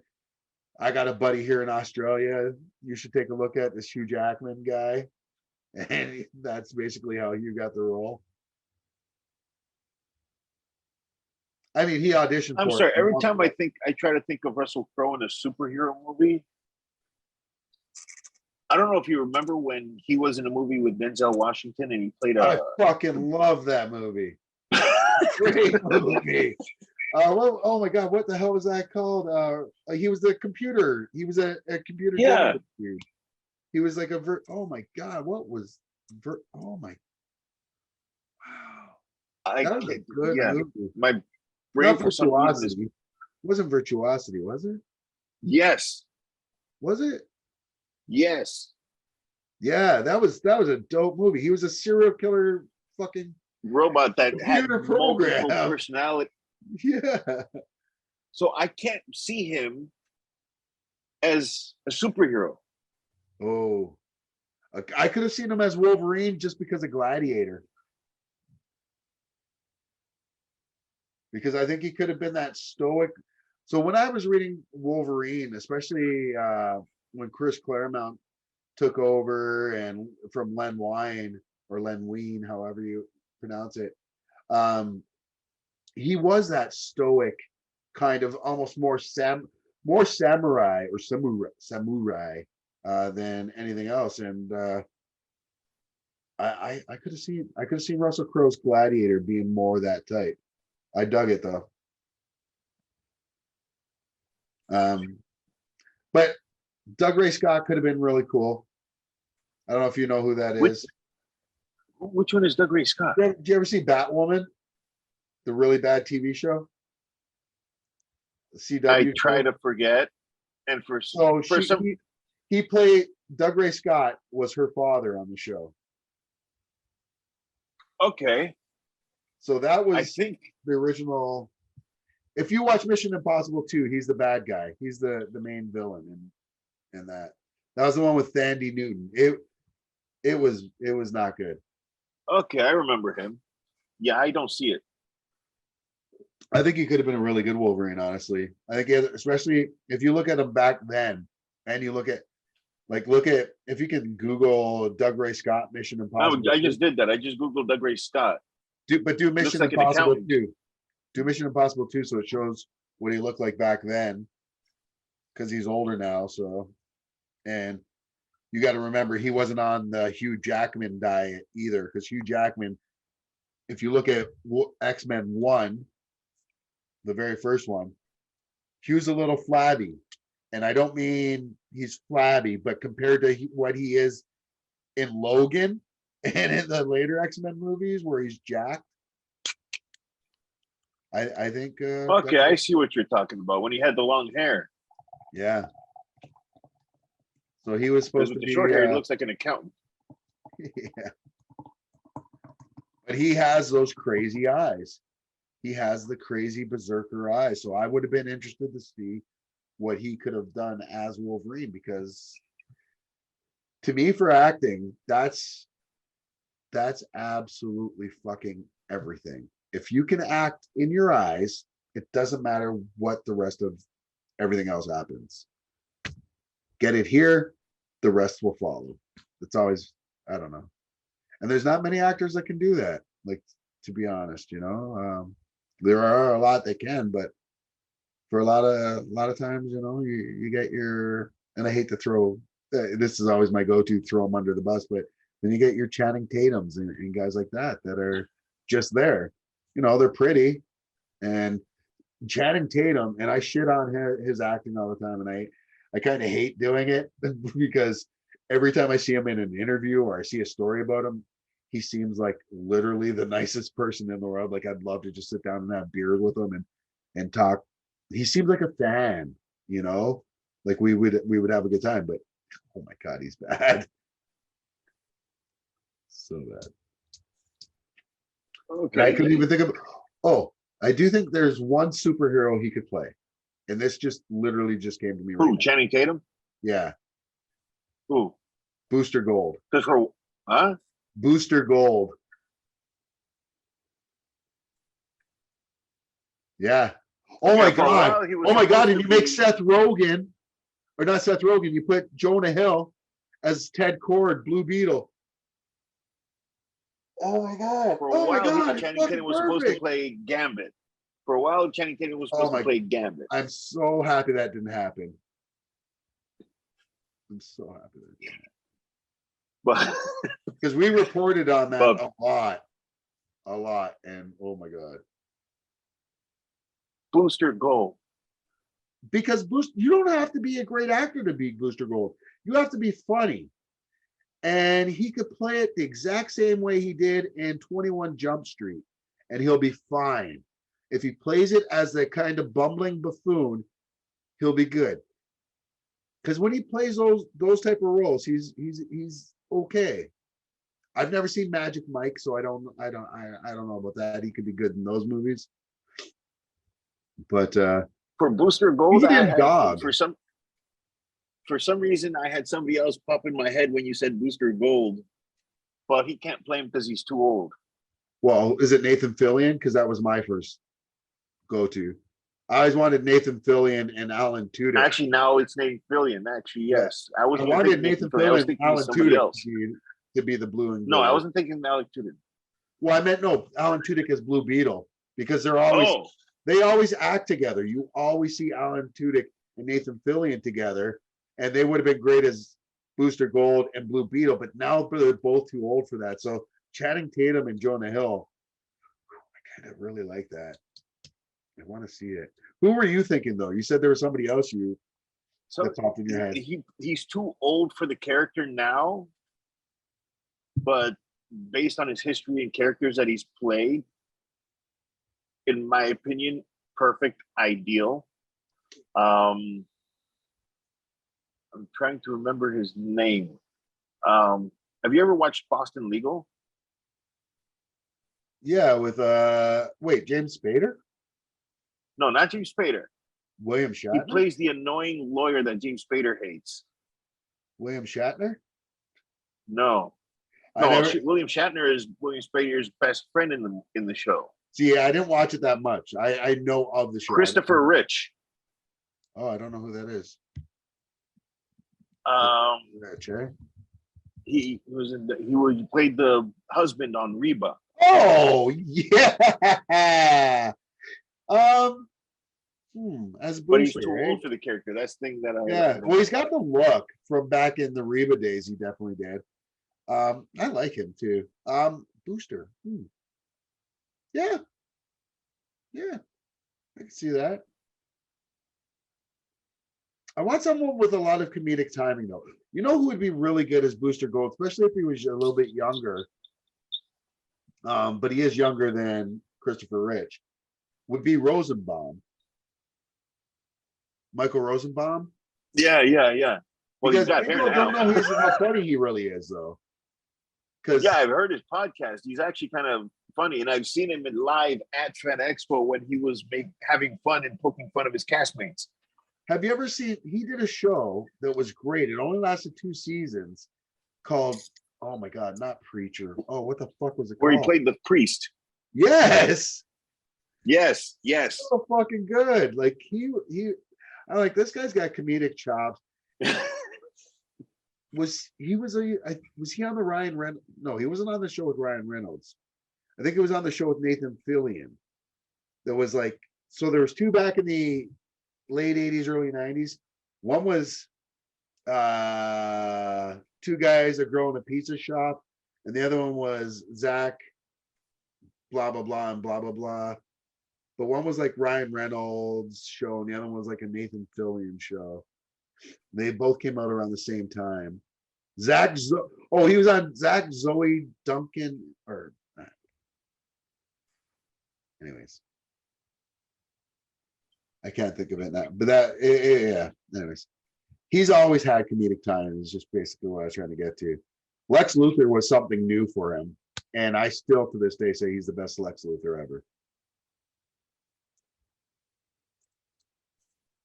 And second best Flash. At least the voice. Second best Flash. The voice. Okay, that was the Justice League cartoon. Justice League cartoon. He was the Flash. Okay. Now, what did you think of Matthew Broderick as Luthor? Oh, not Matthew Broderick. John Cryer. Sorry, John Cryer. Sorry, I was like, wait, Matthew Broderick? Ferris Bueller played him? John Cryer. John Cryer was all right as. John Cryer was actually really good as Lex Luthor, but it was CW. I mean, But here, let me say this though. The second best film or live action version of Superman I've ever seen is Tyler Hoechlin's Superman from Superman and Lois. And I'm not talking about his look. I get he doesn't look like Superman. He's small. I'm talking about the writers on this show. They have gotten the heart of Superman better than 95% of the people I've ever seen try to do live action Superman. Because he's about hope. He's there to inspire hope. He is a nerd. And I don't mean like a nerd as in like book smart. I mean, he's like that. He's a Boy Scout who never was a Boy Scout. He will always do the right thing. And this is where Zack Snyder got Superman and Man of Steel so wrong. And I get a lot of people love Man of Steel, but those are always people who didn't like Superman because Superman is so boring and so vanilla and always does the right thing. But they loved Zack Snyder's version because he didn't always do the right thing, and he was filled with teen angst, and he was brooding like Batman, and he had this dad who told him he should have sacrificed a busload of kids instead of fucking protecting his secret identity when he didn't even have a secret identity yet. Like, I'm gonna get a lot of hate from Superman fans, but Superman wasn't always the nice guy. the only time he was a bat, so I just go ahead. No, I'm not saying where he was a bad guy. I'm saying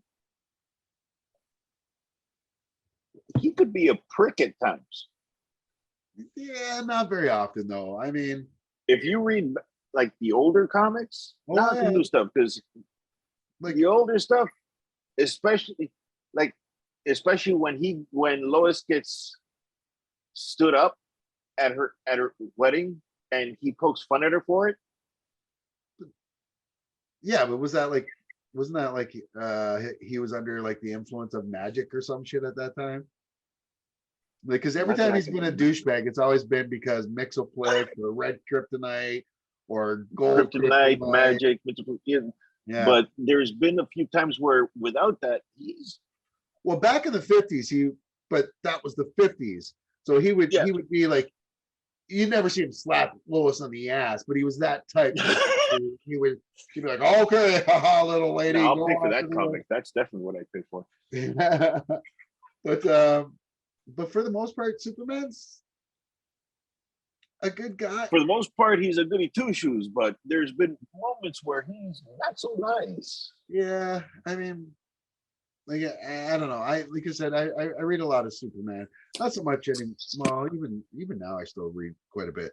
It's so weird because I've always considered myself a Marvel guy, but I've always read DC. The first comics I ever really read were DC comics. Like a buddy of mine gave me the Eclipso comics, Deathstroke, the Terminator, was the first comic I ever really read that got me into comics. But yeah, I don't know. Well, I mean, Superman, people have to get the Hope part right with him. And I find like Zack Snyder fumbled that. This is Christopher Nolan, as much as I'm not a fan of the Dark, like his trilogy, I like them, but I don't think I find them overhyped. But he got it right. He did Batman's dark and brooding, and that's who he is. Man of Steel comes out, Zack Snyder, who's known for dark and brooding himself. If you watch The Watchmen, you've seen that. But when Man of Steel comes out, he does the same thing with Clark. And Clark Kent has never, ever been dark and brooding or angsty. He's had teen angst, don't get me wrong, but he's never been, what do I do? He's like, oh, ma, pa, oh, shucks, John, shucks, G. Williker, you know, what do I do? That's who he is. Superman would never swear. And I know he doesn't in this movies, but Henry Cavill's Superman would swear. We wouldn't, if he was like, oh, fuck, we wouldn't be like, oh my God. We'd be like, oh yeah, this Superman. Yeah, of course. I look at Zack Snyder's Superman as Ultraman. That's who that is. This is Earth 3 for the comic book nerds out there. This is Earth 3, and this is the crime syndicate. And Batman, to me, Ben Affleck is the greatest Batman of all time. I don't think he was written well, but I think he played Batman the best because he gave us a great Bruce Wayne and he gave us a great Batman, and they were two distinctly different characters. He was Kevin Conroy without being a voice actor, whereas Kevin Conroy, he talked like this when he was Bruce. He was like, oh my God, I can't believe that happened. But I am the knight when I am Bruce Wayne. That was the thing. Christian Bale, dude, like, fuck, stop it. If you can't change your voice, like Batman, I'll give you that when it comes to Christian Bale and Ben. I'll give you that. But Affleck was the fucking bomb. The writing was horrible, but that was Batman though. To me, okay, I can blame it on the writing, because the thing that pissed me off about that movie with Ben Affleck is, I'm sorry, that movie drove me nuts. And I'm not going to bring up the whole Martha thing because that's overly done. But for me, you're about to fight a god. Something you say is a god. That's unbeatable. And instead of focusing on him building the suit and the kryptonite, you're doing an 80s workout montage, flipping tires, doing pull-ups. Snyder. That's Snyder, though. That's all. That drove me absolutely. You can't be, and you're flipping tires. That's a Rocky montage. Zack Snyder's like, you know what would be good here? A Rocky workout montage. That it was just that drove me chickens. Him chasing chickens in the back cave or chasing bats around. You got the world's greatest detective. You got but you're focusing on that drove me nuts. And then I got my hopes up with the new Batman because they said this is going to be a detective movie. It's going to be and I'm thinking the easiest questions. True, but this was year one. My big problem with the Batman, and I liked the Batman. I thought it was, to me, it's the best Batman movie we've seen so far. But I hated that fucking Riddler. Because to me, that was Hush. That wasn't the fucking Riddler. I'm like, so what you're gonna do? And I hate when comic book movies do this. They're like, you know what? Let's take a comic book villain. Let's take 3 comic book villains and merge them all into one character. They basically took Hush and they took the Riddler and mashed them into one character. I know that's 2, not 3. But I'm like, fucking had that. Instead of it being white bandages, it was just fucking duct tape. That's not the fucking Riddler. When I saw the trailer, I thought the same thing. I'm like, and then they even mentioned Elliot. When they mentioned Tommy Elliot in the movie, I'm like, oh, we're getting Hush. And then it was just a throwaway fucking line.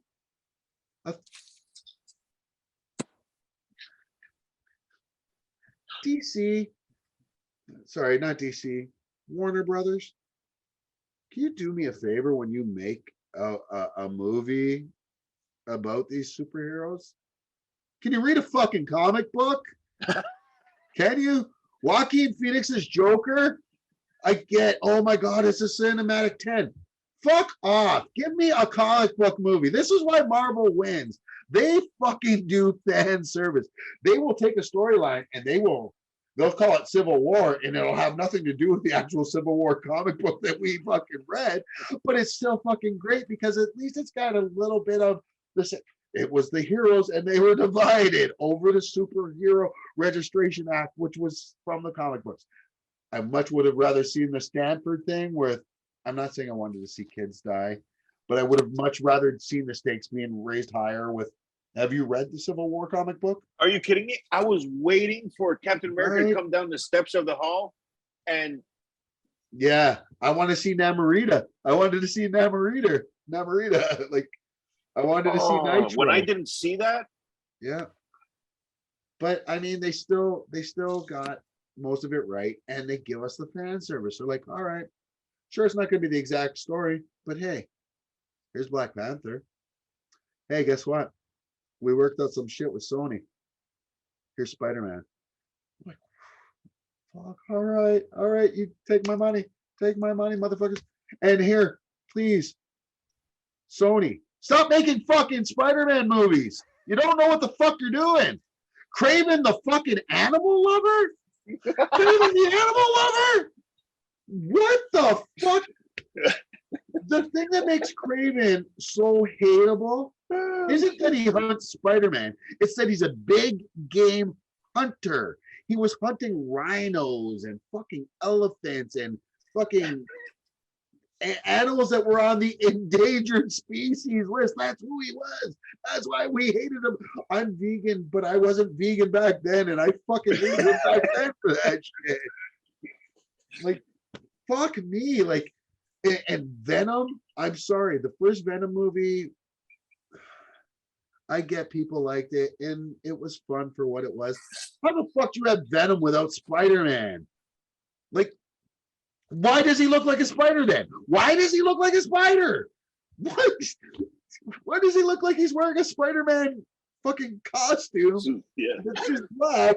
If there's no such thing as Spider-Man in that universe. Oh, and then Morbius. Don't even. Oh. No, God, I'm not touching that.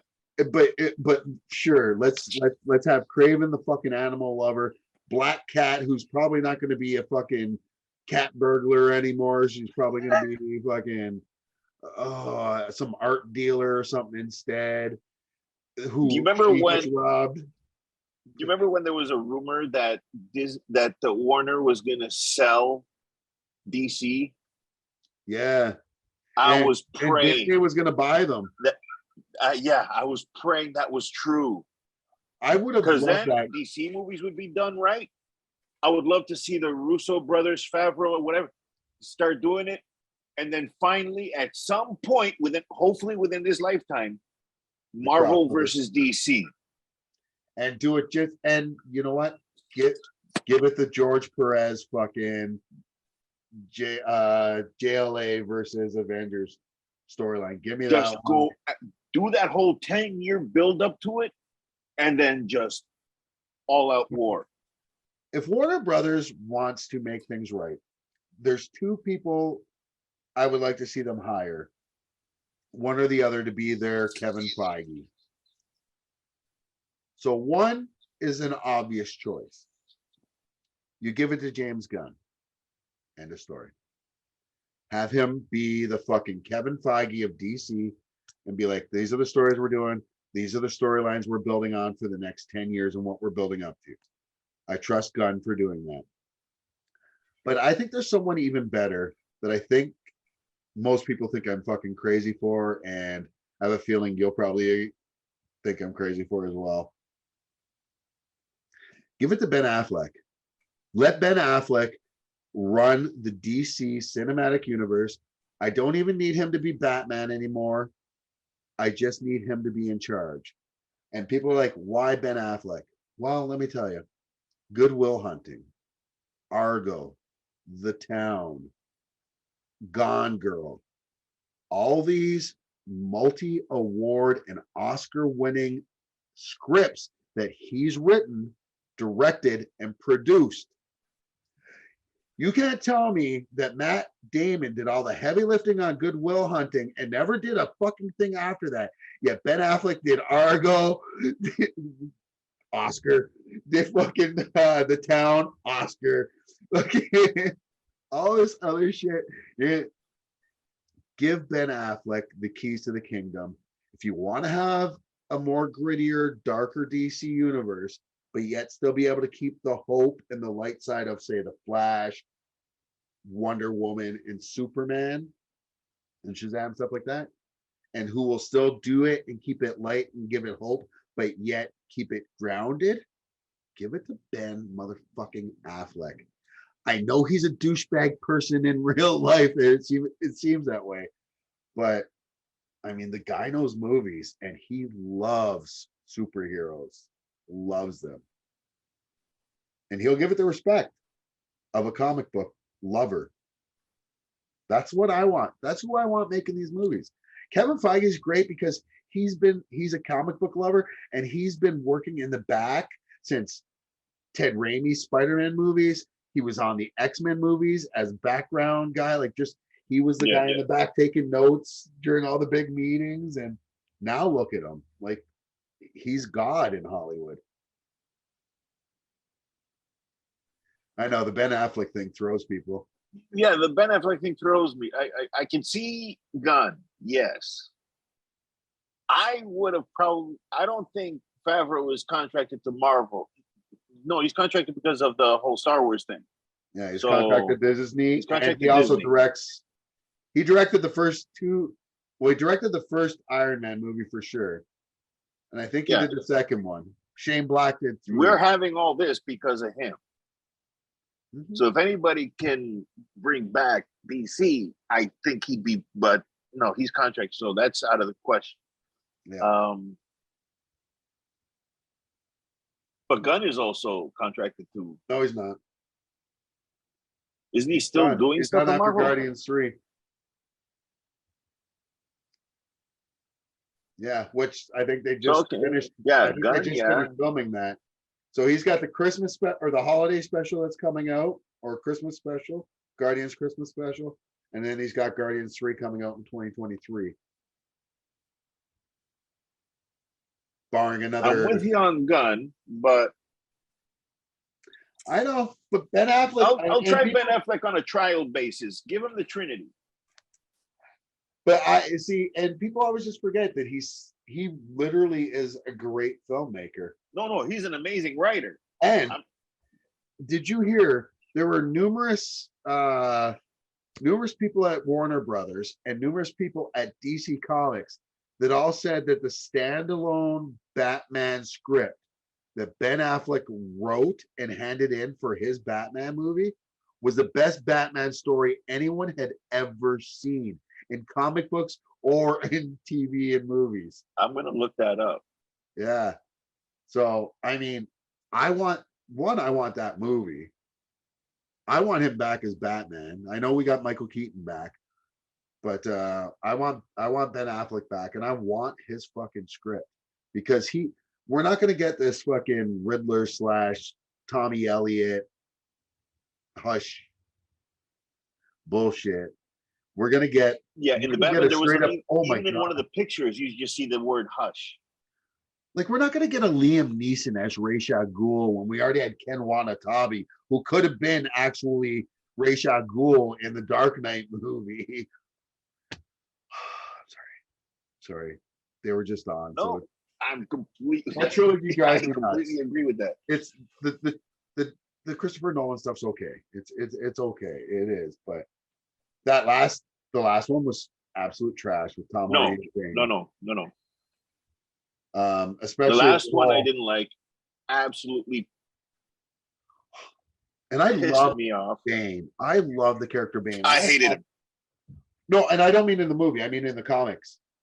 Oh, I had a standalone comic where it told Bane's origin story, and when I was watching Dark Knight Rises, and they're showing Santa Prisca and the prison that he was in, and then how they had to get out the wall, like it was very similar to the comics, like not exactly the same, but very similar. And I'm like, oh my god, they're doing it.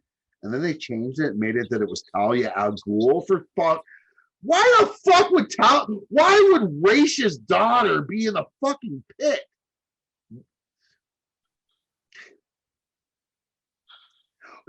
Christopher Nolan. Sometimes people think they're smarter than they are. I find, like, and I think Tenet is the perfect example. Like, Inception came out and we're all like, oh fuck, man, that was a lot.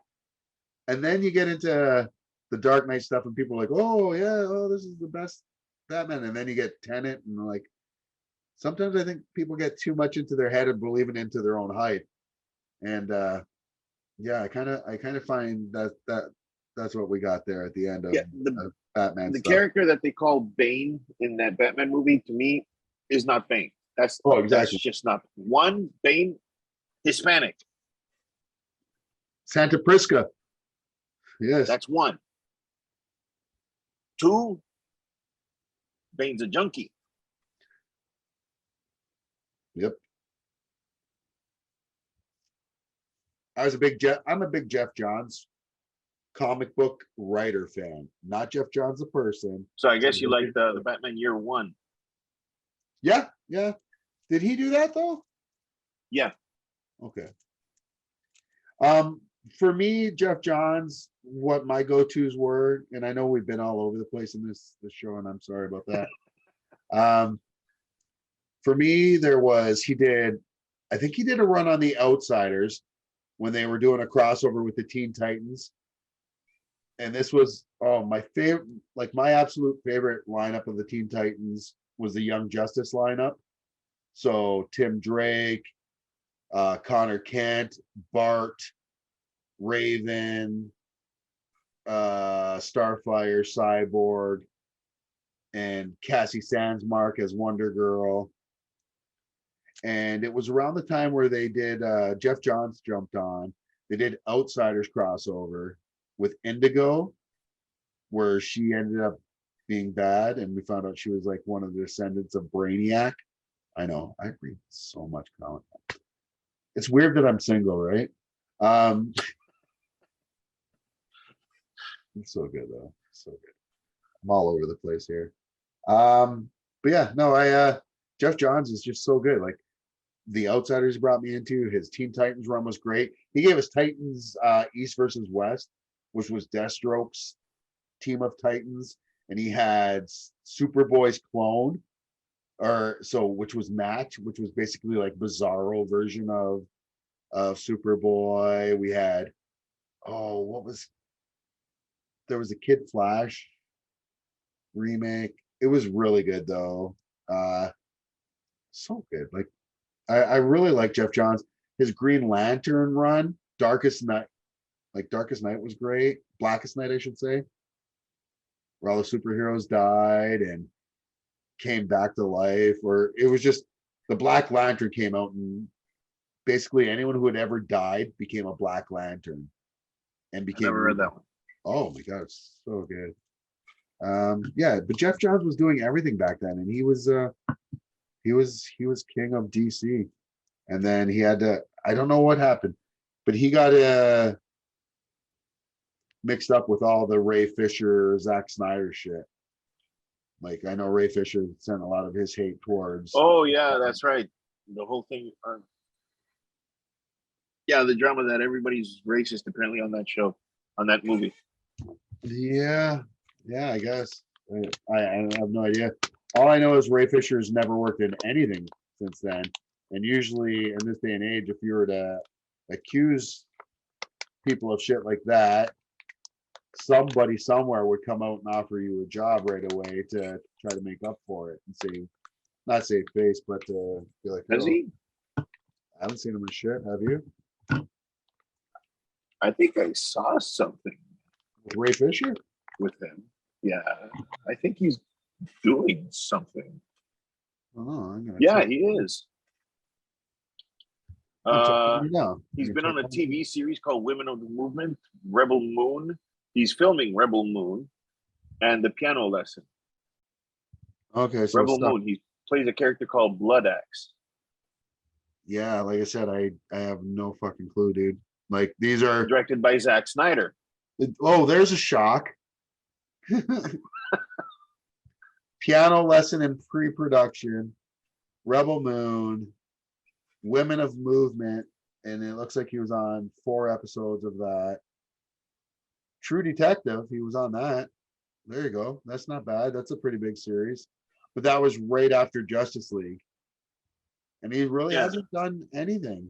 Like usually with the amount of time that's been between Justice League and now, especially for someone who's complained of being wronged in the industry, nowadays, like back in the day, that would have got you blackballed, but nowadays that's will get you more jobs.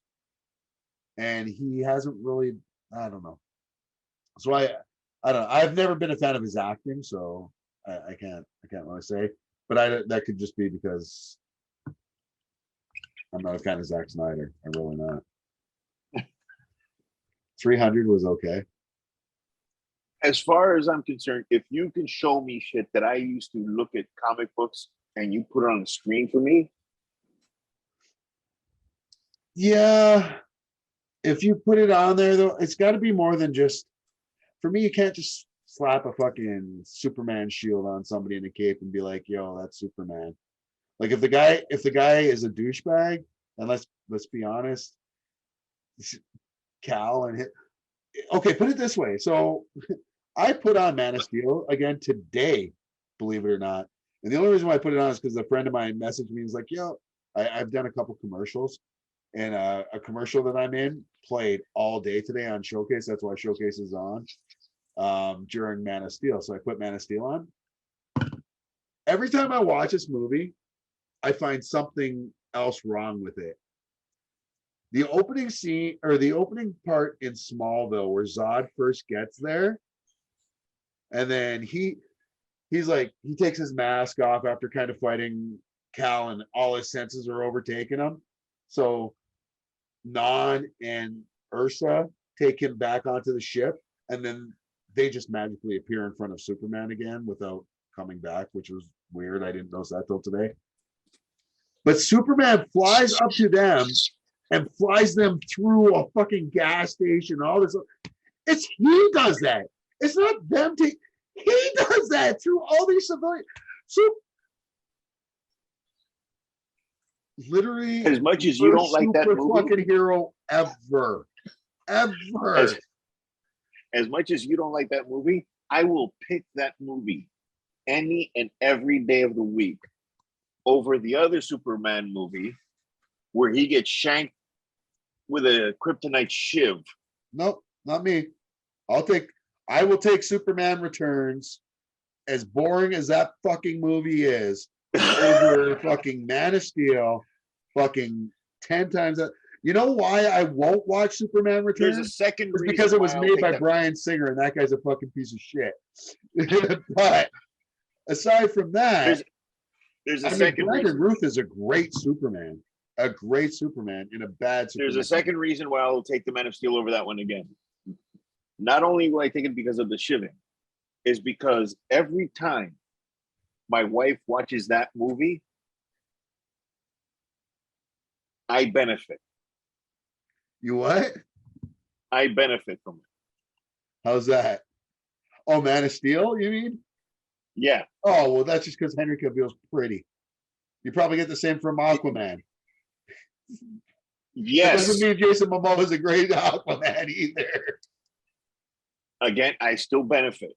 Yeah. I will put that movie on every time. Just like Transformers. I hate that movie, but I'll still watch it on mute for certain scenes. Fair. I don't know. All I gotta say is Jason Momoa should have been Lobo.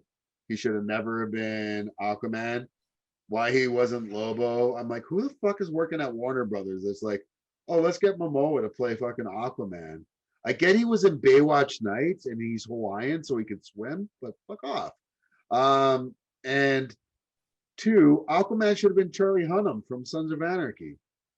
He already played a reluctant king on Sons of Anarchy. He's blonde hair, blue eye, just like fucking, like, who the fuck is working at Warner Brothers? You got Ben Affleck right. You got fucking Gal Gadot right. That's it. I was gonna say you got The Rock right, but it looks like Black Adam is gonna suffer from what Man of Steel did, in my opinion, and trying to go after, not after the Dark Brooding, but they saw the success of Aquaman, Shazam, and Wonder Woman, and saw that those light movies were doing good, so they added a whole bunch of lightness and humor to Black Adam, which there should be absolutely none with that character ever.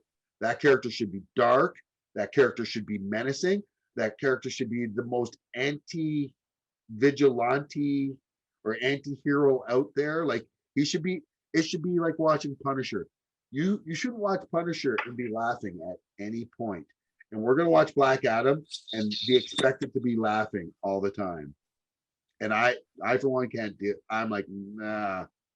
Thor, I could deal with. I know it's not always like that in the comic books, but when you watch the cartoons growing up and any of the modern cartoons, Thor's always a comedic relief character, always.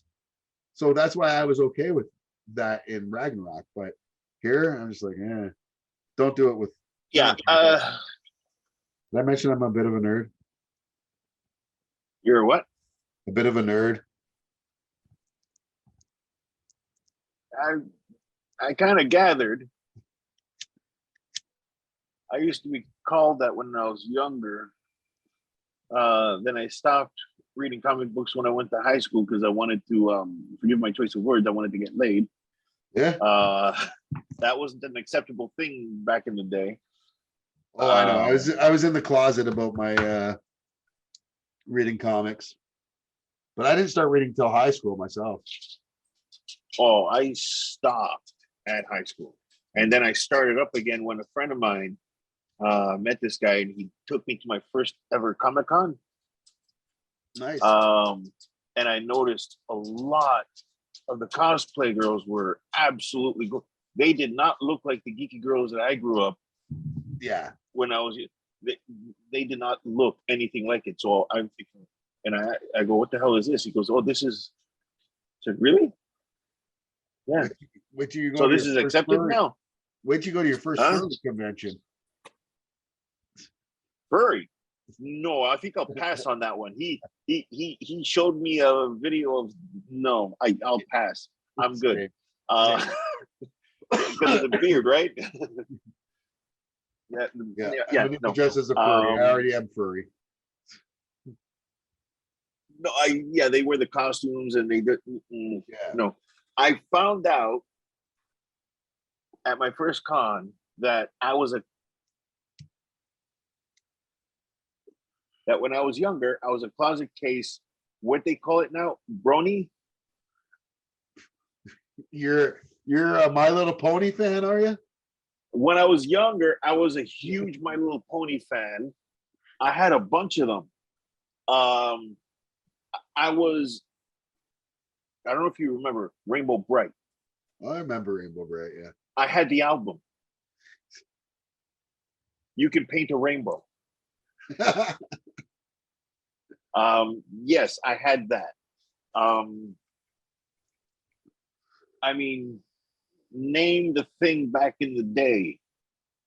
I was into it. Heathcliff. I just did a video about Heathcliff.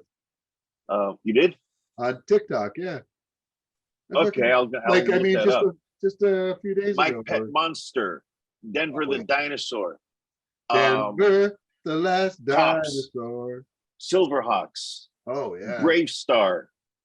I mean, I was all over the place with this stuff. Did you say Cops? Yeah. Cops. Yeah, that was a good one. Cops in a Future Time. I always wondered though. So, and people are always like, "Oh no, it was Jerry curl shit." No, it's not. How did that fucking cop, the lead cop on that show, have that Superman spit curl like that? Because I had an afro and I could not get that spit curl. People were like, right on curl or Jerry curl shit.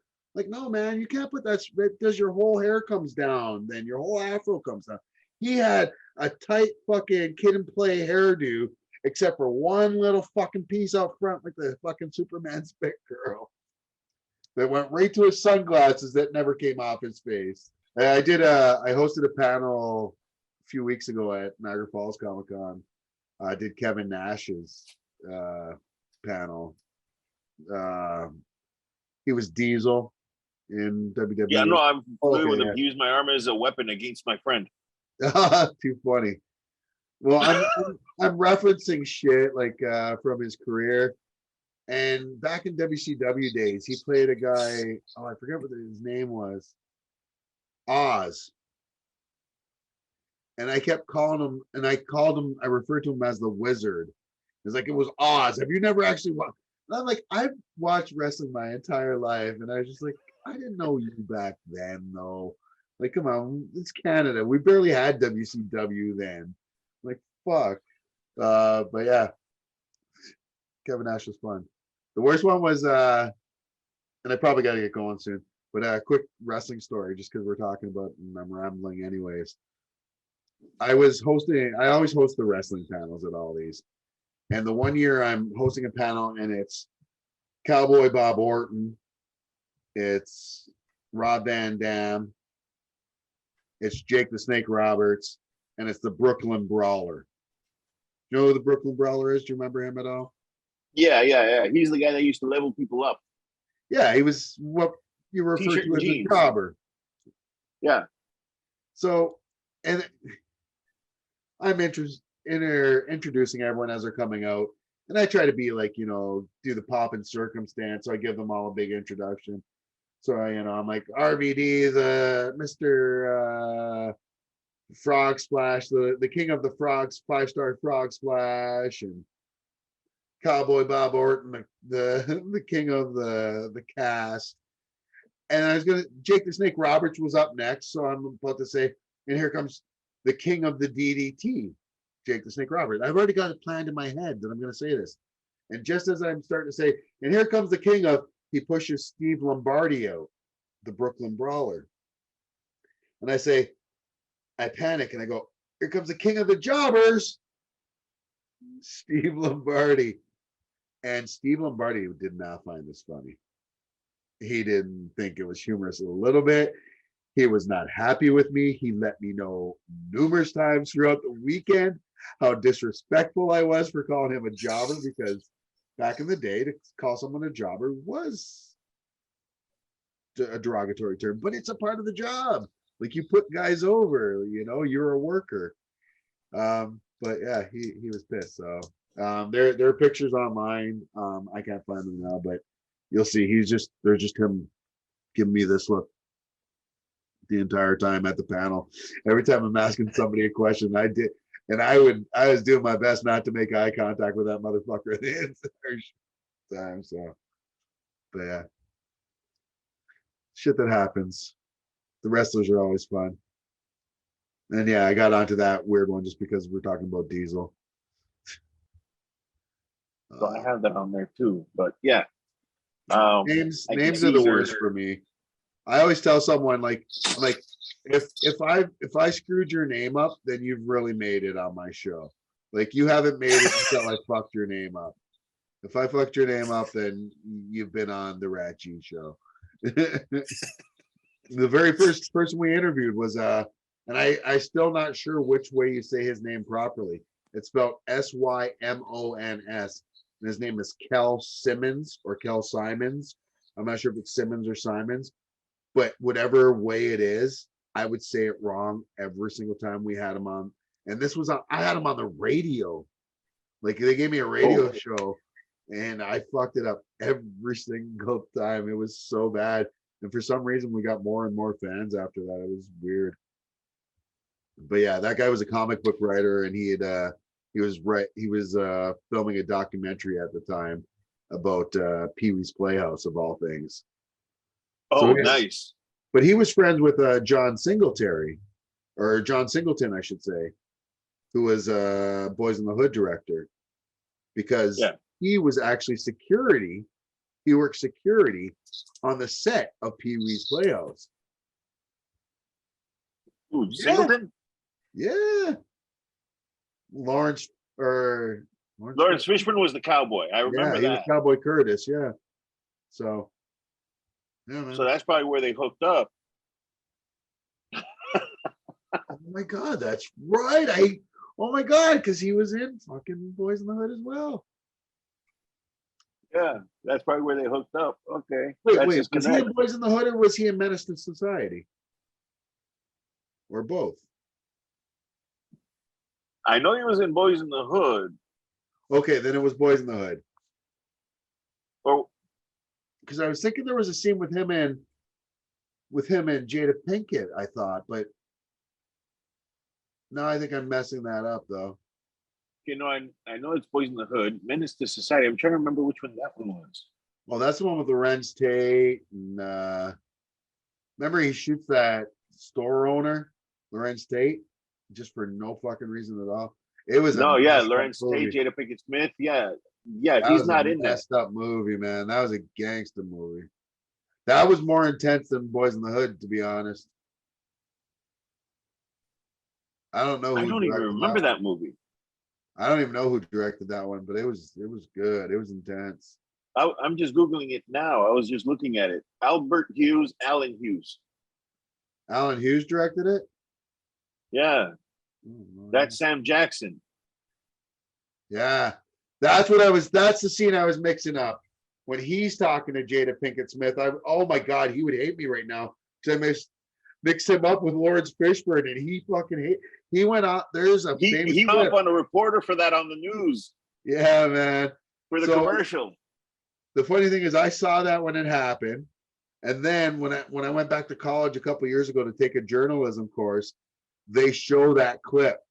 Like, don't do this shit. It's funny. But no, so I'm with him. Like not all us black guys look the same. I look like Uncle Phil and a little bit like Garrett from Superstore, but we don't all look the same. But there are people that do look similar, and they're going to be the same race most more times than not. You know, I do look a little bit like Garrett and a little bit like Uncle Phil, I guess. Or I used to get Hootie and the Blowfish. But that if someone was to say that, I wouldn't be like, oh no, that's all black guys look the same. I'm just like, yeah, okay, I see it. The goatee or the beard, whatever. But the Hootie and the Blowfish when I was skinny and young. Yeah. I was trying to picture it. Yeah, I used to get that more than the Uncle Phil thing when I was young and skinny. That was the thing. Like it was annoying. Like, well, when I was younger and skinnier, people used to say I look like Happy Gilmore. Like Adam Sandler. Yeah, they used to call me Happy at the bar I used to go to all the time. They used to call, hey, Happy. Oh, that's funny. It used to drive me nuts. Yeah. And every time I tried to pick up some girls, my friends would come by with 2 pictures going, go to your happy place. Go to your... And then they'd ask me, what are they talking about? I have to explain it. And then they'd start laughing. I'd just be like, and there goes my shot. Yeah, I'd just be like, my friends are idiots. Yeah, I didn't do that. I just went and explained it and ruined my chances. But either way. For sure. But yeah, I don't know. What were we gonna say? So I see you have the advertisement in the back. I'm gonna put that under your little window down there. Sure. So where can people find you online? People can find me I guess the place where we have the most action is on Facebook. It's where most of our followers are at, and that's you can follow. That's my real name. It's under Ryan's All Things Geek. So just look up Ryan's All Things Geek on Facebook, and you'll definitely find us there. Like I said, we got some a little over 110,000 followers, I think, at this point. And it's just a pop culture page. That's what started almost everything off for us. We review shows. We do our live stream show every week, and we just talk about what's ever happening in the world of geeks and pop culture and tech and movies and comics and toys and video games and whatever. It's whatever we like and geek out to. We'll put sports up there sometimes because I'm a huge sports nut. You can follow me on TikTok, I guess, because you said that's where you saw me. I don't even know what my handle is there. I think it's Zeus Fleming. Pretty sure it's Zeus Fleming. Instagram, same deal. It's RATG TV, and YouTube is RATG TV. RATG. That Ryan's All Things Geek. No, I'm gonna look those up and put them down there. So thank you very much. I know we've been all over the place. I know not very organized. That's me. No, that's me. That's me. And again, a pleasure talking to you. Thank you very much for your time. A lot of time. Appreciate it. Thank you much, Flash. Yeah, man, this has been fun. I appreciate it. Thank you.